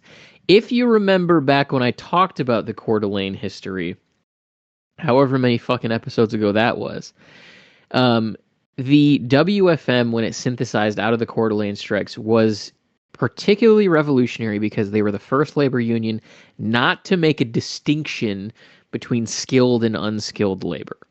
These two words are pretty sort of like buzzy words now too, in talking about like the situation that we happen to be in relation to where sort of the sort of service industry workers of the world exist at. A lot of people try to refer to that as unskilled labor. There's a lot of conversation around what skilled labor truly is versus unskilled labor. And the AA is an example of a union where who was unionized were the people that were sort of, for lack of a term, in middle management. Like the guys who were in AA were not alcoholics. They were the people who did like top level jobs in the foundry. So they were not entry level positions. But because it was easier for the owners of these factories or mines or industries to have one employment contract for all of the employees that worked there rather than two, if there was a union present that represented these skilled laborers, these people that were at a little bit of a higher rung, then they just made that the labor contract for everybody. And particularly in the case of the amalgamated union at these steel mills that were run by Andrew Carnegie, it was like 300 people out of 5,000. Like, so this very small bargaining unit was having a very big impact on the people that were working there. And oftentimes it was very hard for a union to maintain power through labor actions, because if only 10% of your workforce walks off the job, you can just promote new people into those positions who aren't in the union, and then you can keep your business running. So it was really not a great model for success. And so what the WFM at Coeur d'Alene really changed was everybody's in the union, not just people who are doing this particular job. And so the AA had really negotiated like a really, really good contract for the workers there. And Carnegie, who was very, very publicly pro-union, was, of course, behind the scenes very, very anti-union. And he had a really, really strong grudge against the union for the costs that it had incurred him in running the foundry, especially as they wanted to increase capacity of manufacturing. And so he had a representative, and I think it's important that Pynchon uses this particular piece of labor history in this conversation, because it really does read as a Foley to Scarsdale situation. He had a representative who I'll refer to as Frick. Again, for some reason I didn't write down his whole name. I just wrote down his last name, who was the guy who negotiated with the union for him. He was the guy who ran the factories for him. He was the guy who made sure that the interests of Carnegie were done at the facility. So it is really a pretty close comparison to a Scarsdale and a Foley Walker situation. So Frick was the one who was going to be in charge of the contract negotiations once they were approaching the expiration date with the current contract. And Carnegie, apparently behind closed doors, had instructed Frick that he wanted him to break the union. He didn't care how he did it. That was what he wanted Frick to do by hook or by crook as these negotiations went on. And the primary point of disagreement that this all blew up from was compensation. Because of the fact that the factory was producing more steel, because of the fact that the factory was getting better contracts and that it was finding ways to use steel in previously unconventional building materials. They wanted a pay increase. They suggested that that they get a pretty modest increase, but Frick responded with, "Oh well, we'll pay you 22% less." That was what they wanted to reduce the pay down to for a new contract. At this point, they sort of entered into a deadlock. In response to the 22% decrease, the union representatives walked out. And in response to the walkout, Frick said, "All right, well, that's the contract we're willing to sign. You have 29 days to sign it." And because of the fact that the union only represented, the actual numbers for this case was 800 workers out of 3,800, they did not control a significant amount of the labor force there. And so what happened is, a day before the deadline, with no agreement in place, management locked out all of the workers. This backfired because the union then went on strike, and the rest of the 3,800 workers, not able to get into the building, chose to strike with the minority workers that were there. So already Frick is going about this the wrong way. What starts to happen is all of these workers really band together in a way that's very diligent. So they organize to make sure that there are people picketing outside of the facility in 24-hour shifts, so someone's always there. They really get good at spotting who's coming into town and figuring out if you're new to town, and if you're new to town, why are you here? So that they can run out replacement workers before they even get to the factory gates for the actual sort of building to be opened back up for them to go back to work. And the company was getting so desperate over the diligent way in which the union was fighting back about what was happening that they actually placed want ads for replacement workers as far as in Europe. So they advertised in newspapers and journals all across the country, couldn't get anybody. The people who did come got ran out of town. And then they thought, maybe we just need to go wider. Let's ask some Europeans if they're interested in getting a job in America. And no matter what they tried, they could not get anyone to cross the picket line. The union was just too organized and too good at keeping people out. And so what happened is Frick asked the sheriff's office to intervene, but the 11 deputies that were sent to do so were forced onto a boat and sent down the river to Pittsburgh. I was not able to figure out how the crowd was able to do this, but I imagine a big enough mass of people could herd 11 individuals to do anything.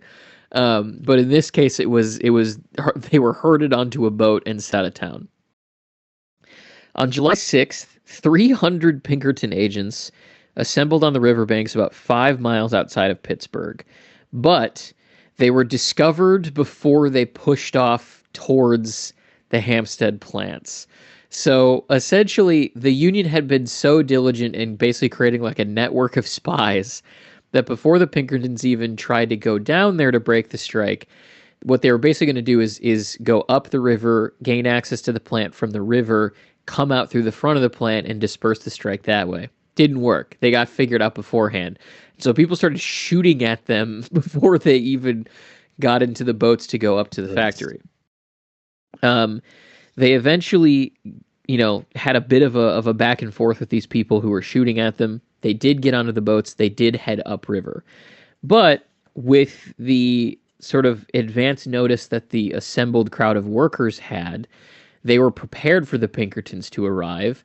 And so when all of these boats moved upriver, essentially a siege started immediately, where an initial firefight went on for about 10 minutes, in which 20 people were wounded by gunfire, 4 people died, and then it became a sort of, as I mentioned, protracted siege where the workers were trying to keep the Pinkertons away from the shore, and the Pinkertons were doing everything they possibly could to dismount off of their barges and gain access to the plant. There was really no sort of progress made from the Pinkertons. They were basically corralled in front of this sort of bank, and they didn't want to turn back because there was a lot of money being invested in this whole thing. And so they were committed to the cause essentially. But as the sort of siege stretched into hours, where occasionally gunfire was being exchanged, occasionally things were being thrown, the townspeople came to start watching what was happening, to the point where, according to historical record, about 5,000 townspeople from even as far away as Pittsburgh came up to watch this exchange take place between the striking workers and the Pinkertons. Even crazier, one thing I found is that one of them brought a cannon with them and tried firing cannonballs at the Pinkerton barges from like a hilltop ledge that was a little bit further upriver. But they were not successful in doing so before they ran out of ammunition. I don't know. I guess you could just own a cannon privately at that point in American history. If you own it, you gotta have it everywhere you go. Artillery is legal for personal possession. So the AA tried calling on Frick to help end the strike, but Frick refused, knowing that the worse it got, the more likely the state militia would intervene, and then it would probably go their way. By 10 a.m. the following morning, 5,000 people were altogether resisting the landing. By trying to set the boats on fire, they were trying to lob hunks of dynamite at the boats to blow up, killing the Pinkerton agents. Someone at one point also poured a bunch of oil in the river and tried lighting the river on fire as a way to get rid of the Pinkertons. By about 4 p.m., calls had been made to the state militia, but they were ignored. The workers then started launching leftover fireworks from Independence Day celebrations at the boats. So they're really, I think, starting to run out of ideas and how to dispatch these guys. And then by 5 p.m., the Pinkertons surrendered. They actually waved a white flag and gave up. And then what proceeded to happen was they were brought ashore by the workers, and they were meant to be run out of town, but the assembled mob basically created a gauntlet that each of the Pinkertons had to run through, and everyone just wailed the shit out of them. So they were all punching and kicking and beating up every single Pinkerton as they were being ushered through this gauntlet to go out of town. And then once they had run the Pinkertons out of town, they burned the boats that they had left behind. 5 days later, the governor of Pennsylvania, who had been heavily backed financially by Carnegie and knew he couldn't keep ignoring this, sent in the militia to break the strike. So that happened successfully. The militia comes in, as happens in a lot of these historical examples we've talked about. The strike gets broken up. The strikers aren't allowed to go back to work. And then at that point, the plant gets reopened with non-union labor. 5 days after that, martial law was declared because many of the union workers actually lived at the plant. So even though they weren't allowed to go back, their houses were on the actual foundry's property. And so this was of a very big concern to Frick, because if these sort of anarchists are living next to the building that they're supposed to be working in, and you're allowing them to live there, you don't really know what's going to happen. So they declare martial law so that the police and the state militia can stick around longer to kind of ensure the peace, basically. 5 days after that, an anarchist from New York City made an assassination attempt on Frick, but failed despite successfully shooting and stabbing him. So an anarchist comes down from New York, finds his way into the company offices at the plant, shoots and stabs Frick, but fails to kill him. This kind of became the final straw for the public at that point, and support for the union died. Basically, the public stopped supporting it. They stopped wanting to help the workers. They were kind of tired of the unrest. Now there was this very, violent assassination attempt that was very public, that made a lot of news. Nobody wanted to speak up anymore.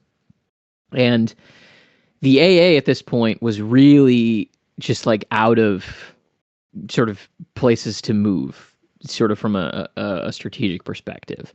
The plant was operating; it was operating with non-union labor.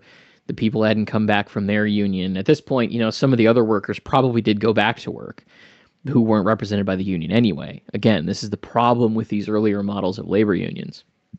And so the AA comes back to the negotiating table and they say, okay, we're okay with the 22% wage decrease. Just allow us to come back to work. And then Frick just tells him to go pound sand. He just says, nope, we're doing just fine without you. And the AA collapsed as a union at that point. It ceased to exist. The strike failed and the union was just over. And so it's considered a very pivotal moment in labor history, not only because of, what the workers were fighting for, the fact that it was in direct sort of, not retaliation, but in direct response to advancements in foundry technology and in smelting, but then also the fact that it really exposed the failing at the heart of what the conception of unions at the time was. And so a couple years later, the WFM gets going, and then the whole thing changes. So it's really an important moment in labor history, but it also does give Pynchon this nice Frick to Carnegie, Foley to Vibe comparison. Really interesting period of history that I got to read about. That is insane. Yeah. I don't know how other words to describe what you just talked about. It's fucking insane. Yeah, I think those are the right words. Not sure more detail gets you anything there. Do we have any thoughts from the end of the chapter that we want to share, or do we want to close out there? I did have some thoughts on the ending of 333 and the beginning of 334. So it is interesting to me that, the paragraph fully considered briefly, my nerves cast iron. He relit his cigar, the match flame unshaking, ready for anything. And that next paragraph, it's a very kind of long and complicated and fun way of saying that Scarsdale's lost his edge, that he's lost his touch, that he's washed now, basically. And then it ends with, who could Foley go to with this? So it does seem to be implying that Foley, supposedly ready for anything except for, his business partner losing touch, basically, which I found interesting. And it's kind of interesting to think about, like the question of who could Foley at this, where, he doesn't, I would assume that he doesn't have a lot of peers, and that Scarsdale is perhaps the closest thing he has to a peer, because he's not going to have a peer in like another billionaire or a millionaire or whatever, if that makes sense. They're not going to view him as an equal, a billionaire or millionaire that's not Scarsdale. And I doubt that a lot of, it's not like a lot of like robber barons, a lot of like the rich people from around this time, as far as I know, didn't have people walking around that they trusted 100%, that they could speak for them and act in their stead. I think that's a little bit kind of singular to their relationship, Foley and Scarsdale's, although I could be wrong. But yeah, I just found all that really interesting to think about. And, a lesser author would have just said, Scarsdale is losing touch. But instead, Pynchon gives us a pretty long paragraph where he very poetically, and in a really nice way, kind of gives you that information. Yeah, and at the very end, I wanted to just highlight this new voice, maybe not a new voice, but a special one, speaking to Foley, that calls it corrupting youth. And then the final sentence goes, you suffered through the wilderness and at last at Cold Harbor lay between the lines 3 days between the worlds. And literally, he's in no man's land for 3 days with the bullet in his head. But also it's extremely Christ-like imagery, and the other mythical and religious figures that existed between life and death for 3 days are not coming to me. There are a few of them. Kate, do any of them come to mind? I'm sorry, what was the question? I'm trying to recall. There are other mythological / religious figures who existed on the brink for 3 days, or between life and death for 3 days. Yes, you are correct. 4 hours in, my brain is beginning to turn to mush. Yeah. So I cannot recall those at this time. All right. As long as I'm not off my rocker with that. No, yeah. you're not off your rocker. But anyway, vaguely religious and like chosen one myth shapes there, and so like corrupting youth in highlights or in italics, I think is just because I don't think there's any other like notable use of the phrase, like any singular notable use of the phrase, any more notable than the death of Socrates. I don't know what to do with that, because I don't think Scarsdale Vibe is a very Socratic figure, and I don't think Foley is either. Mm-hmm. But that seems to be how he's seeing it. And so it's just kind of a heavy end of the chapter, even with all of the other heaviness. It's like the ending is just a dull thud to punctuate all the other weight. So that closes out our discussion of chapter 26 of Against the Day. Are there any funny parts that anyone wants to share that we didn't get to? Oh, I don't think I have any additional funny parts. It's not a very funny chapter. It's really not. Yeah. I mean, there's an element of comedy with how over the top Scarsdale's speech is, I would say. Mhm. Where it's meant to be absurd and kind of, just kind of, like I was saying earlier, and like ineffectual and like a kind of weak man just kind of talking a big game. Yeah. I also think there is some black humor in the Moriarty's wasn't open yet. Luis Lassen's lunch stand would have been good for a hamburger sandwich if Kit could have been sure he wouldn't choke on it. That's the type of thing that, if I was hanging out with my friend and I, like say my father had just passed or something like that, where I might make that kind of black humor joke of, we could go eat somewhere, but I'd probably choke on the food type of thing, where it's like you're not like, so there's some black humor there. It's kind of reads more as just depressing, but I do feel like if that was said out loud, it would be comedic. Yeah, there were 2 other comedic bits that I wanted to point out. Right near the beginning on 320, the little flashback to a conversation between Kit and Scarsdale Vibe, where it seems like Scarsdale doesn't understand the value of any of this abstract mathematics. It ends with Kit saying, "It's nothing too spiritual. Young man, I am as spiritual person as any you are liable to run to at the formerly proud institution you now attend." He stalked out, leaving a glowing trail of offended righteousness. That is a good line. Yeah. It just... Okay. All right. Cool. Thank you. Thank you, angry old man doing angry old man things. But the other one that I think is very subtle, and I think is absolutely hilarious, because it's one of those like top tier pinchin puns that is actually such a stretch, horrible. On 325, right after Vanderjuice has finished up that Gottingen rag,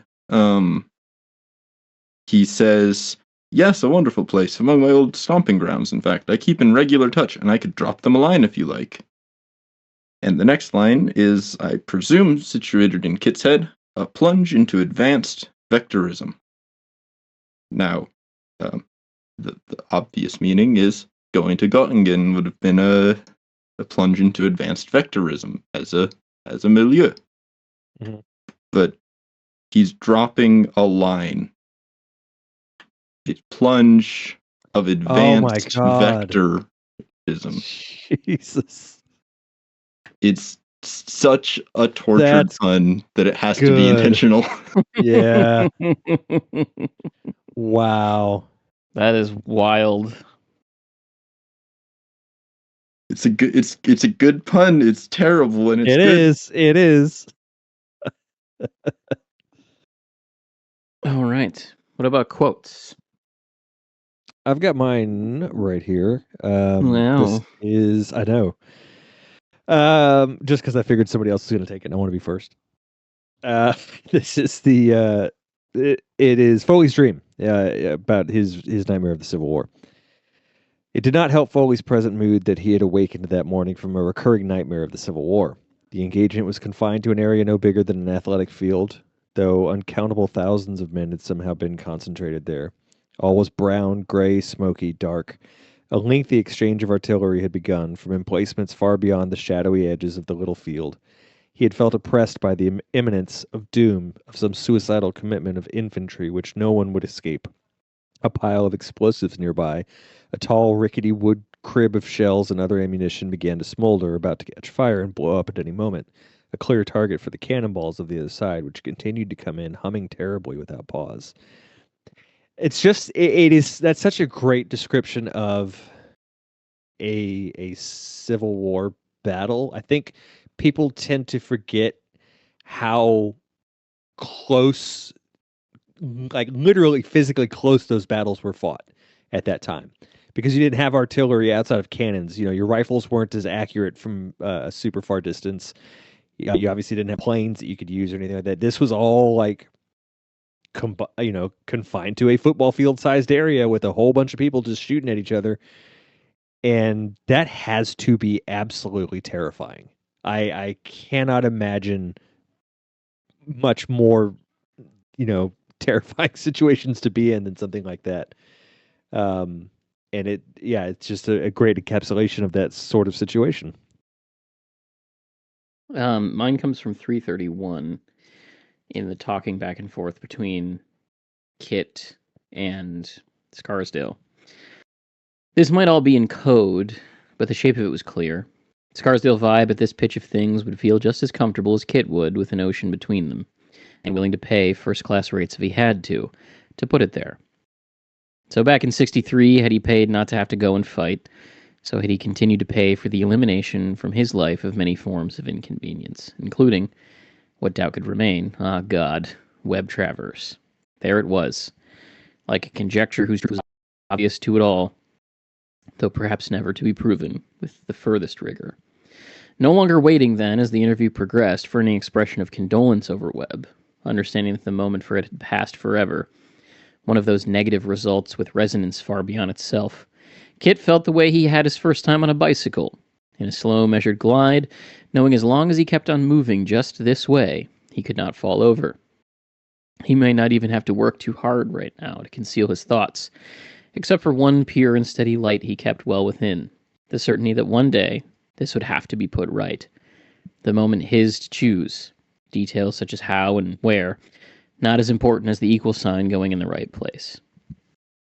I really like that sort of moment of, not resolution, but maybe revelation, where Kit finally sort of puts two and two together, that Scarsdale is responsible for his father's death and all of the kind of underlying resentments and feelings that Pynchon is tracing towards the university and sort of the station that he's at in life at this point really come to a head there.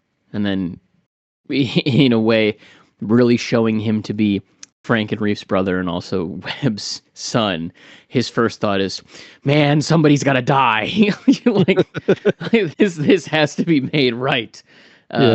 Really signals that they are indeed siblings, even if they are pretty different as far as what they're pursuing and sort of their ability to grasp more. Mm-hmm. It's a really good moment for a character that can very easily be seen as different from the rest of his family. Thankfully, I didn't pick that. I was considering it, but no, I think I'll pick one that we've already talked a little bit about. The end of 321, Kit nodded. Thank you. I'll have to think about what to do. He felt inside himself the presence of a small wounded girl who was trying to cry, not in pain or to appease anyone who would harm her further, but as if in fear of being left to the hazards of a winter street and city known to abandon its poor. He had not cried for a long time. He wandered without any clear plan, wanting to be anonymous among the town mobility, wanting at the same time to be alone. He knew that nothing known to the alternate universe of vector analysis could bring him comfort or help him see a way out. Moriarty's wasn't open yet. Louis Lassen's lunch stand would have been good for a hamburger sandwich if Kit could have been sure he wouldn't choke on it. Canonical Eli venues were not on the ticket today. He came to rest about a mile up the Quinnipiac on top of West Rock, lay on the ground, and let himself cry. And that one, I read it all out because it's got a pretty solid cadence, and I think it paints a good picture altogether. But really, really, that line, that description, that feeling of that kind of utter helplessness phrased as the presence of a small wounded girl who is trying to cry in fear of being left to the hazards of a winter street in a city known to abandon its poor is just, I think, maybe the best single emotional description Pynchon's ever written. Maybe not. The only one It's coming to definitely a me. contender. Oh, for sure. Yeah. So my quote comes from 327. I was out in the mountains one day. The sky began to darken, the clouds to lower. I found a limestone cave, went in, waited. Darker and darker like the end of the world, but no rain. I couldn't understand it. I sat and tried not to smoke too quickly the last of my cigarettes. Not until a great burst of lightning came from out of nowhere did heaven open and the rain begin. I understood that something enormous had been poised to happen, requiring an electrical discharge of a certain size to trigger it. In that moment, all this, he gestured upward into the present storm clouds, which all but obscured the giant toroidal terminal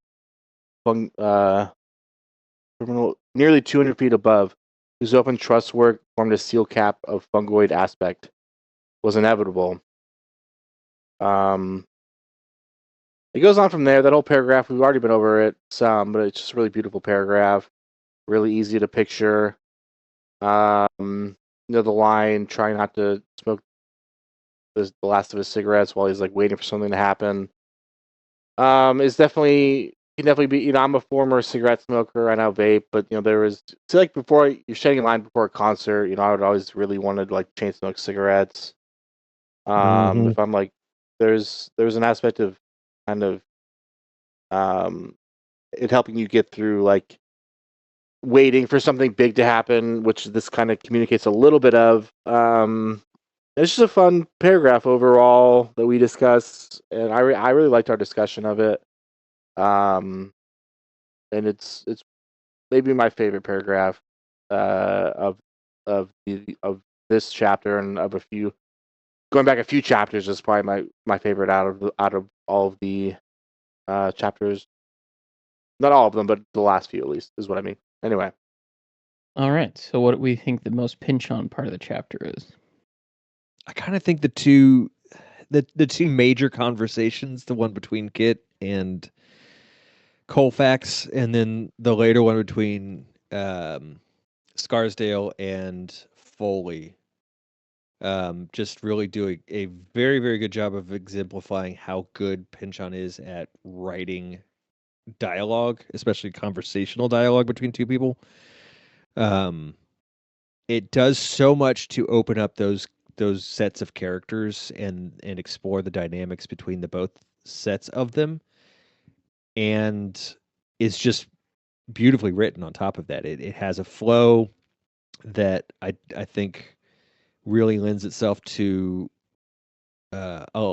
really enhancing that conversation. It never comes off as stilted or like the characters are talking in a weird or forced kind of manner. It just feels very natural, and it just does such a great job of carrying those parts of the chapter.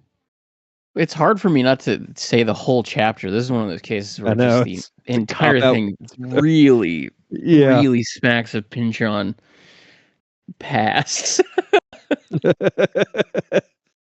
I'm gonna choose that pun, that vector pun. There you go. Yeah, That's a good one. that's good. That's good. It's so pinch-y, and you know, like Kate said, there's so much in this chapter that you could pick. I'm just gonna be lazy and go for that. Mine is probably the two dream sequences. They're both very, very well done. Whenever I think of dream sequences, I don't necessarily think of Pynchon. I don't feel like he indulges in them as much as some other authors do. Probably many other authors do. But when he does do them, they're really well done and fun. And, you know, his work does kind of have a dream logic to it, especially the longer books, I would say. Although Inherent Vice kind of has that too. But I think you get what I'm saying, where if it's not dream logic, then Pynchon kind of creates his own type of logic. Especially, I feel like in Mason and Dixon, is that true? So we have received some listener questions. A couple of emails here. The first one is from Dylan. It says, "Hello, Zone Mappers. I just wanted to thank you all for this podcast. I started listening about a year ago when I found out y'all were doing a deep dive into Against the Day. I can't believe that was a year ago. Wow. Congrats on sticking to it. Anyway, when I started listening to the podcast, I was a little over 300 pages into the book already, about where y'all are now in your discussions. To be honest, at that time, I was pretty close to calling it quits on the book. I'd read most of Pynchon's other novels, and for some reason this one wasn't clicking with me. But then I started listening to the podcast, and wow! Just listening to how you all discuss the chapters in such depth made me realize that I wasn't paying close enough attention to truly appreciate what I was reading. The Travers family, Merle and Dally, Scarsdale, Clive, and Foley Walker, all incredible characters. Kate, your historical deep dives that add the necessary big picture context, like the dude's rug, really tie the whole thing together. Anyway, I'm rambling. What I really want to let you all know is that there's something cool about being several hundred pages ahead in the book while listening to the discussions. Without giving away any spoilers, I noticed that there are events and characters early in the story that appear to mimic other events and characters later in the story. That Iceland Spar doubling effect is real, y'all. There will be times where y'all are talking about something that happened on like page 200 and something. That helps me better understand what I'm reading over 500 pages later. It never fails to blow my mind, and it creates a very unique reading experience. And sometimes I'll hear you guys saying things like, I wonder if this shows up again later in the book. And I'll be in my car listening on my way to work like, yes, it does. Dear God, it's all connected. Just the other day, nearly 1,000 pages in, I came across a throwaway line about Baby Doe Tabor, and you all had just given her and Horace Tabor's whole backstory in the last episode. Who doesn't love a good synchronicity? Right now, I'm just over 1,000 pages in, and I'm in the home stretch of the book. Even after I finish, I am excited to continue listening to the rest of the discussions. Keep up the incredible work. Also, have you guys been watching The Chair Company? It seems to have a good mix of both Lynchian and Pynchonian elements. Definitely check it out if you haven't. Dylan, thank you for the email. I especially appreciate your compliments to the historical information, especially in context of the dude's rug. That's quite a compliment. That's just it's always nice to hear from people who listen to the show and who have found it particularly useful in sort of their own reading. This show really exists as an excuse for us to talk to each other about the books, but it has the secondary effect of being able to help other people sort of discover or have an easier access point into his work, and it's just very rewarding in order to hear that from people. So thank you very much.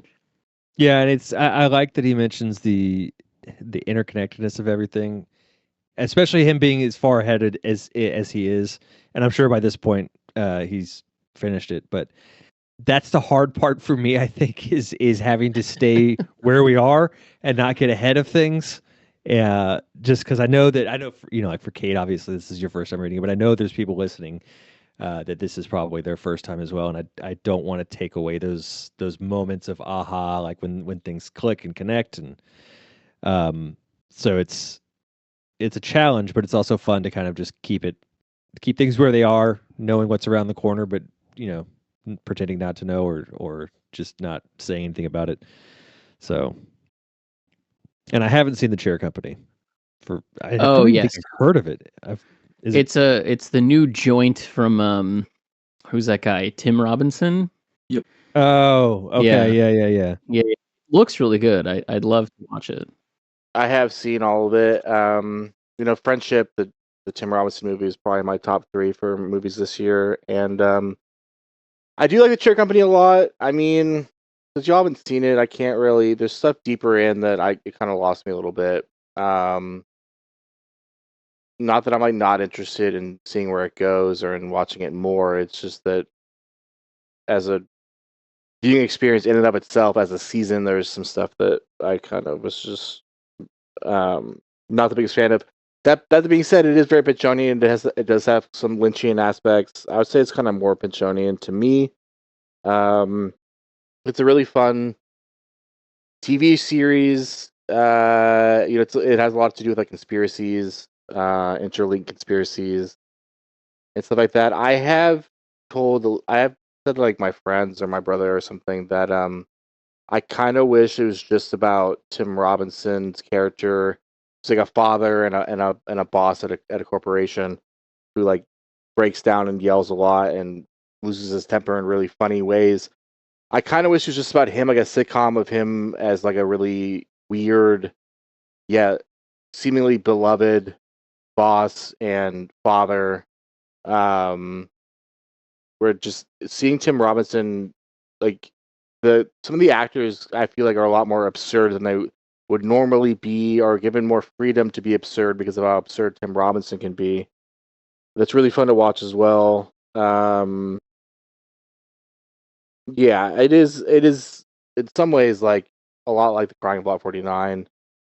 And has a lot of I don't it has no like any like tip of the hat to Pynchon and like in terms of dialogue or anything, which some shows recently have done. Like naming things like a shipment of medicine, like the Lot 49. That's in a different show. That I'm actually blanking on the name of, but you know what I'm saying. Like it doesn't ever like make it clear that they've read Pynchon, but it is Pynchonian. And a very fun show, and I do recommend it.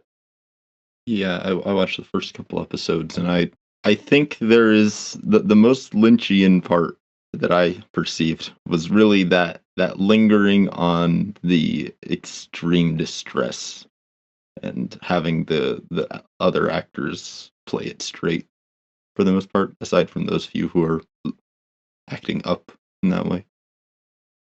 I put off watching more because it's just so much of that like intense cringe humor. But it seems like it's going places. I'm looking forward to finishing it. So we got a second email from Dylan. This one says, "Hello, folks. I know y'all were having some trouble a couple of episodes back reconciling why Lake got together with Deuce, but I have a theory. Back in Vineland, you see a similar baffling pairing between Furnessy and Brock Vond. Since Furnessy is a descendant of the Traverse family, could Pynchon just be using Lake's relationship with Deuce as a sort of breadcrumb to show that there's some kind of genetic curse on the Traverse family that makes some of them predisposed to being turned on by fascists? I don't think Deuce and Sloat could have been considered actual fascists, more psychopathically opportunistic than anything, but I guess you could say they were the enemy to the unions and anarchists. I don't know. It's kind of weird that it's only women in the family that experience this, but it seems like an intentional choice by Pynchon. It's kind of like Lake and Furnessy were rebelling against their rebellious parents. Ever had a friend with a weird hippie parents that grows up to be overwhelmingly square as a form of rebellion? Sort of feels the same way. Also, is it possible that the ritualistic sex that Deuce and Sloat engaged in with Lake cursed the future bloodline?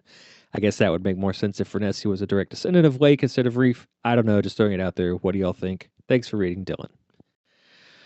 I think I want to say we touched on the connection between the Deuce Sloat Lake thing, and Brock and Vaughn and Furnessy in an earlier episode.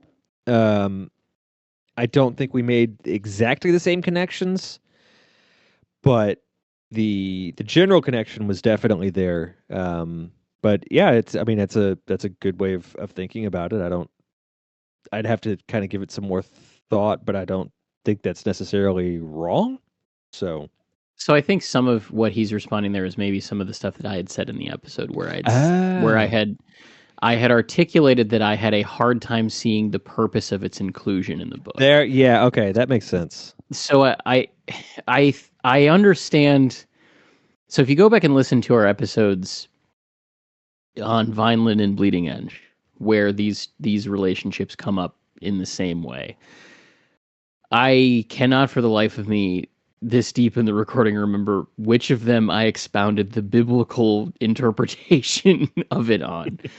But I basically gave my interpretation of these types of relationships that Pynchon is depicting as essentially a biblical analysis, in that he chooses these women to be representative of a social movement or a society in and of themselves. I probably did this with Vineland. I cannot tell you what episode, though. It was Frenzy episode. We were covering chapter 9, 10? 9, the People's Republic of Rock and Roll segment, probably. Yeah. Where if you go and you read the Old Testament, there are a number of times where the nation of Israel is deported from the Holy Land and is put into bondage to Babylonia, or the Assyrians, or any number of different sort of rival kingdoms at the time. And the prophets that come to the people of Israel to expound what they have done wrong and what they need to do to get back into the good graces of Yahweh often basically compare the kingdom of Israel as a nation to a unfaithful wife, or a harlot is the word that is often used. And that in their unfaithfulness towards Yahweh, the punishment for that is the dissolution of the society that they have been living in. In my opinion, Pynchon is doing a very similar thing, especially in context of the Frenzy situation, where her choosing to sleep with Brock Fond and blow up everything is accomplishing the same thing as what the nation of Israel would do, where they are seduced away from the relationship with God that they have enjoyed through art, or through society, or through, in some cases, it was prostitution or free love. Intermarrying was another big thing that led the nation of Israel astray. There's a particularly really good allusion to this that you can read in the narrative with Ezekiel, where he likens the kingdom of Babylon to one type of woman and then the kingdom of Israel to another type of woman, and then builds this analogy out. The objection that I have to Lake and Deuce isn't even necessarily from a standpoint of the fact that Pynchon has done this already. At the time that this book had come out, he had already done it with, Frenzy. There's a little bit of that in Oedipus sleeping with Pierce, and he would do it again in Inherent Vice, and he would do it again in Bleeding Edge. So it isn't even necessarily the fact that this is well trod ground for Pynchon. It's that I just don't know what it does for the book. Like, it is sad, sure, and it does add to the tragedy of this family dissolving, but it doesn't feel, at least to me, like there is any reason for it to be there. I don't think the book is made better or more interesting by Lake's betrayal in marrying Deuce. And the griminess of that chapter, especially in the way that the relationship is presented, doesn't make me feel any better about its inclusion being there. Which is not to say that I think that uncomfortable topics or writing should be avoided, but just that I think it needs to be, maybe justified is too strong of a word, but there needs to be a pretty good reason for it to be there. It can't just be there for the sake of shock value or just to be there. And maybe it's that I don't understand why it's there yet. That's definitely possible. You're significantly further along in the book than I am, but that is more so what it is that I felt in relation to that relationship in particular. Yeah, I'll just chime in to say that I had a lot of things to defend that chapter with when we were talking about it, and I believed them. I wouldn't have said it otherwise. But I agree with Kate broadly. Like it, frankly, like a lot of the sex scenes in Gravity's Rainbow are more justifiable, and they are much more exploitative and much more unpleasant. And that's a weird thing. Mm-hmm. Just really weird to have I've got thoughts and feelings about why these things keep happening, and you know, I don't think it's supposed to be a genetic link necessarily, and I don't think it's necessarily supposed to just be the essentially grand analogy in the form of these people. But I do have a problem with it. I do like you said, Dylan. It's a little weird that it's only women who you see framed this way, because if you take it away from this weird hypothetically X-linked recessive gene that causes women to just lose it for fascists, if you ignore that, which just doesn't feel like something Pynchon would write, or really anyone write, that's just weird. It just feels like it's someone who grew up in the 30s and 40s and has some misogyny built into their worldview, and I'm not sure there's much more to belabor than that, sadly. We also got an email from Jeremy. Good morning, everyone. I apologize that I'm tardy to the discussion, but I've been catching up on your Vineland episodes as a pre-recorded book club while I read the book. One battle after another may have prioritized it to the top of my Pynchon reading list. Guilty as charged there. I wanted to mention 2 allusions that I caught in chapters 5 and 6 that may be of interest. Zoid's improvised Hawaiian song about rolling grass in a zigzag felt like a parody of this song in particular. Jeremy links here to My Little Grass Shack by Charles Kaipo, which I'm sure is a great song. I'm just sure of it. I'm afraid to start listening to it now. I haven't had a chance to listen to it yet either. I meant to, but I just got caught up in everything else. Yeah. Going back to Jeremy's email, on page 71, 72, the quote, "To ignore history and the dead, to imagine no future, no yet to be born," feels like a reference to Gramsci's quote that the old world is dying and the new world is yet to be born. I know this commentary is over 2 years late, so apologies for the delayed response. Take care. No apologies for the delay. We understand. Our coverage of the book was about 30 years delayed, so no shame on being a couple of years late to our lateness. But I think you're probably right about the rolling grass in a zigzag being a parody of that song, just because, yeah, I think even if it's not that one, there were quite a few novelty Hawaiian songs that had exactly that quality to them. And I'm not familiar with Gramsci. Are any of y'all? No, I was not, but I like the quote a lot. Yeah. Yeah, it seems very resonant to my vague understanding of Gramsci's thought. So I think you're probably right. Definitely connected. So thank you again for reaching out. So yeah, we got a couple of comments on YouTube. The first one comes from one of our Against the Day episodes. I apologize, I didn't write down which one it was.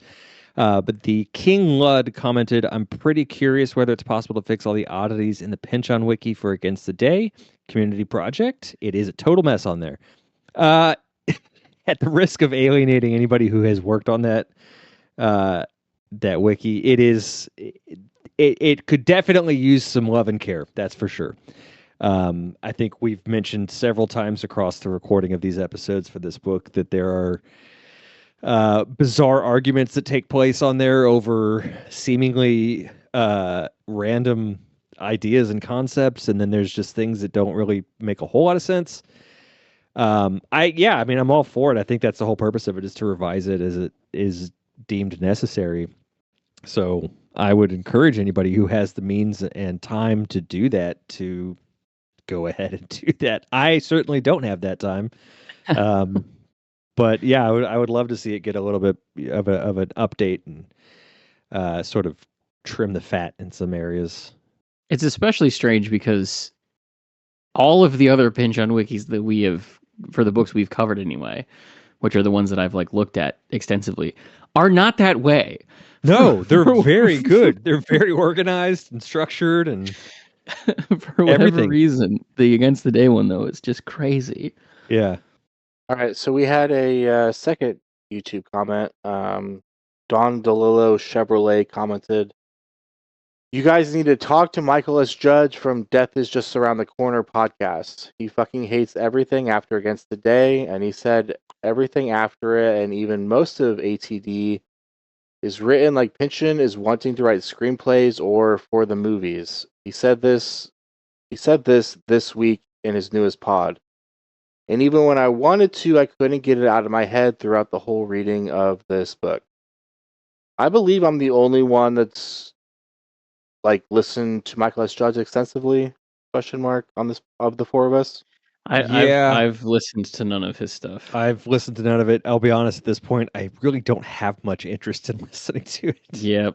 I've listened to a decent amount, but definitely not the bulk of Death is Just Around the Corner. I've probably listened to over half of it. I was paying for the Patreon for like of the last like 5 or 6 years, probably like 2 or 3 of those years was I on his Patreon. I'm not currently subscribed. I don't mean that in a bad way. I do really love his Pynchon coverage. I will say that he's opinionated, which is always good. He's assertive about, I mean, he's fun to listen to. I just wish, I mean, if he only ever covered Pynchon, I'd be more inclined to pay for his Patreon, pay for the paywall, because just a lot of it is, not a lot of it, but some of it, enough of it is just not in my wheelhouse for me to really have the background knowledge needed to understand what he's talking about. Whereas with Pynchon, I do have that background knowledge, and a lot of the other stuff he talks about, I do not have background knowledge of. Which is to say that, again, to reiterate the fact that I do really love his Pynchon coverage. It's fun and stuff. I don't know, but I doubt he would want to be on our show, and I kind of doubt he would want us to be on his show. I don't know. I mean, he's kind of a much bigger deal than us in some ways. No offense. I mean, you can cut that, Cody. Maybe that's just, like, I don't know what I'm saying. I don't know. It's the truth. I mean, like, I don't like. It's like, I mean, we're none of us are. I don't want to be specific about other podcasts, but none of it, like, we're all just regular people. We're not in this thing for clout. If we were, we wouldn't be doing 4-hour episodes. Yeah, we're like, like in an ideal world, like Michael S. Judge, like, I would love to talk to him at length about Pynchon, on or off mic. And I do think that, I don't know. I'm not opposed to it. It's just not on my to-do list, I guess, to like reach out to him. The reason you can cut this too, but the reason I asked about Twitter is I believe that's really the only way you can get in touch with him. I think I've seen other people mention that, yeah. Like, I don't think he has like a public email or anything. Just a quick note, while we're talking about other podcasts and Shadow Ticket, Don DeLillo Should Win the Nobel Prize podcast did a Shadow Ticket episode that I haven't listened to all of it, but I really love that podcast. And they, from what I listened to, do a very good job of exploring Shadow Ticket from a kind of high level, bird's eye view type of they kind of skim over it, but there is a good amount of depth. I don't want to say that there isn't. The word skim, I mean, they just they cover a lot of ground, I guess. Usually, they do whole books in around like 2 or 3 hours, I want to say, usually. But I feel like fans of Pynchon and people who have read Shadow Ticket will enjoy that episode. So it's a good podcast. They did an episode on Rachel Kushner and her book Creation Lake that I really appreciated. I need to read that book. It's fantastic. Yeah, I keep hearing that. I know. Don't even get me started. I will talk about Rachel Kushner for the next 3 hours. She is one of the most important women in literary fiction currently writing. Before we close out, I did come across another comment from the King Lud, which is on our YouTube upload for chapter 21. And he said, "When you guys read out your favorite quotes, I think of that scene in American Psycho where everyone's showing off their business cards."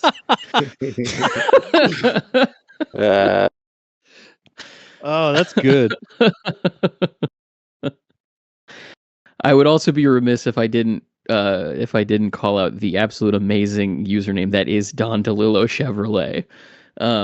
That is a hilarious username because it does sound like a real car dealership that you would be able to go to. It really does. That does, however, bring us to the end of our coverage of chapter 26. We are going to be reading just chapter 27 for next week. So that is going to run through page 357 in most people's editions. If you do have the one with a different pagination, the quote where we are ending on is, "In fact, the chore level being what it was, till they were on the board the Stupendica and well out to sea." If you like the show that we're making, if you think that this content is worth $1, we would love to have it.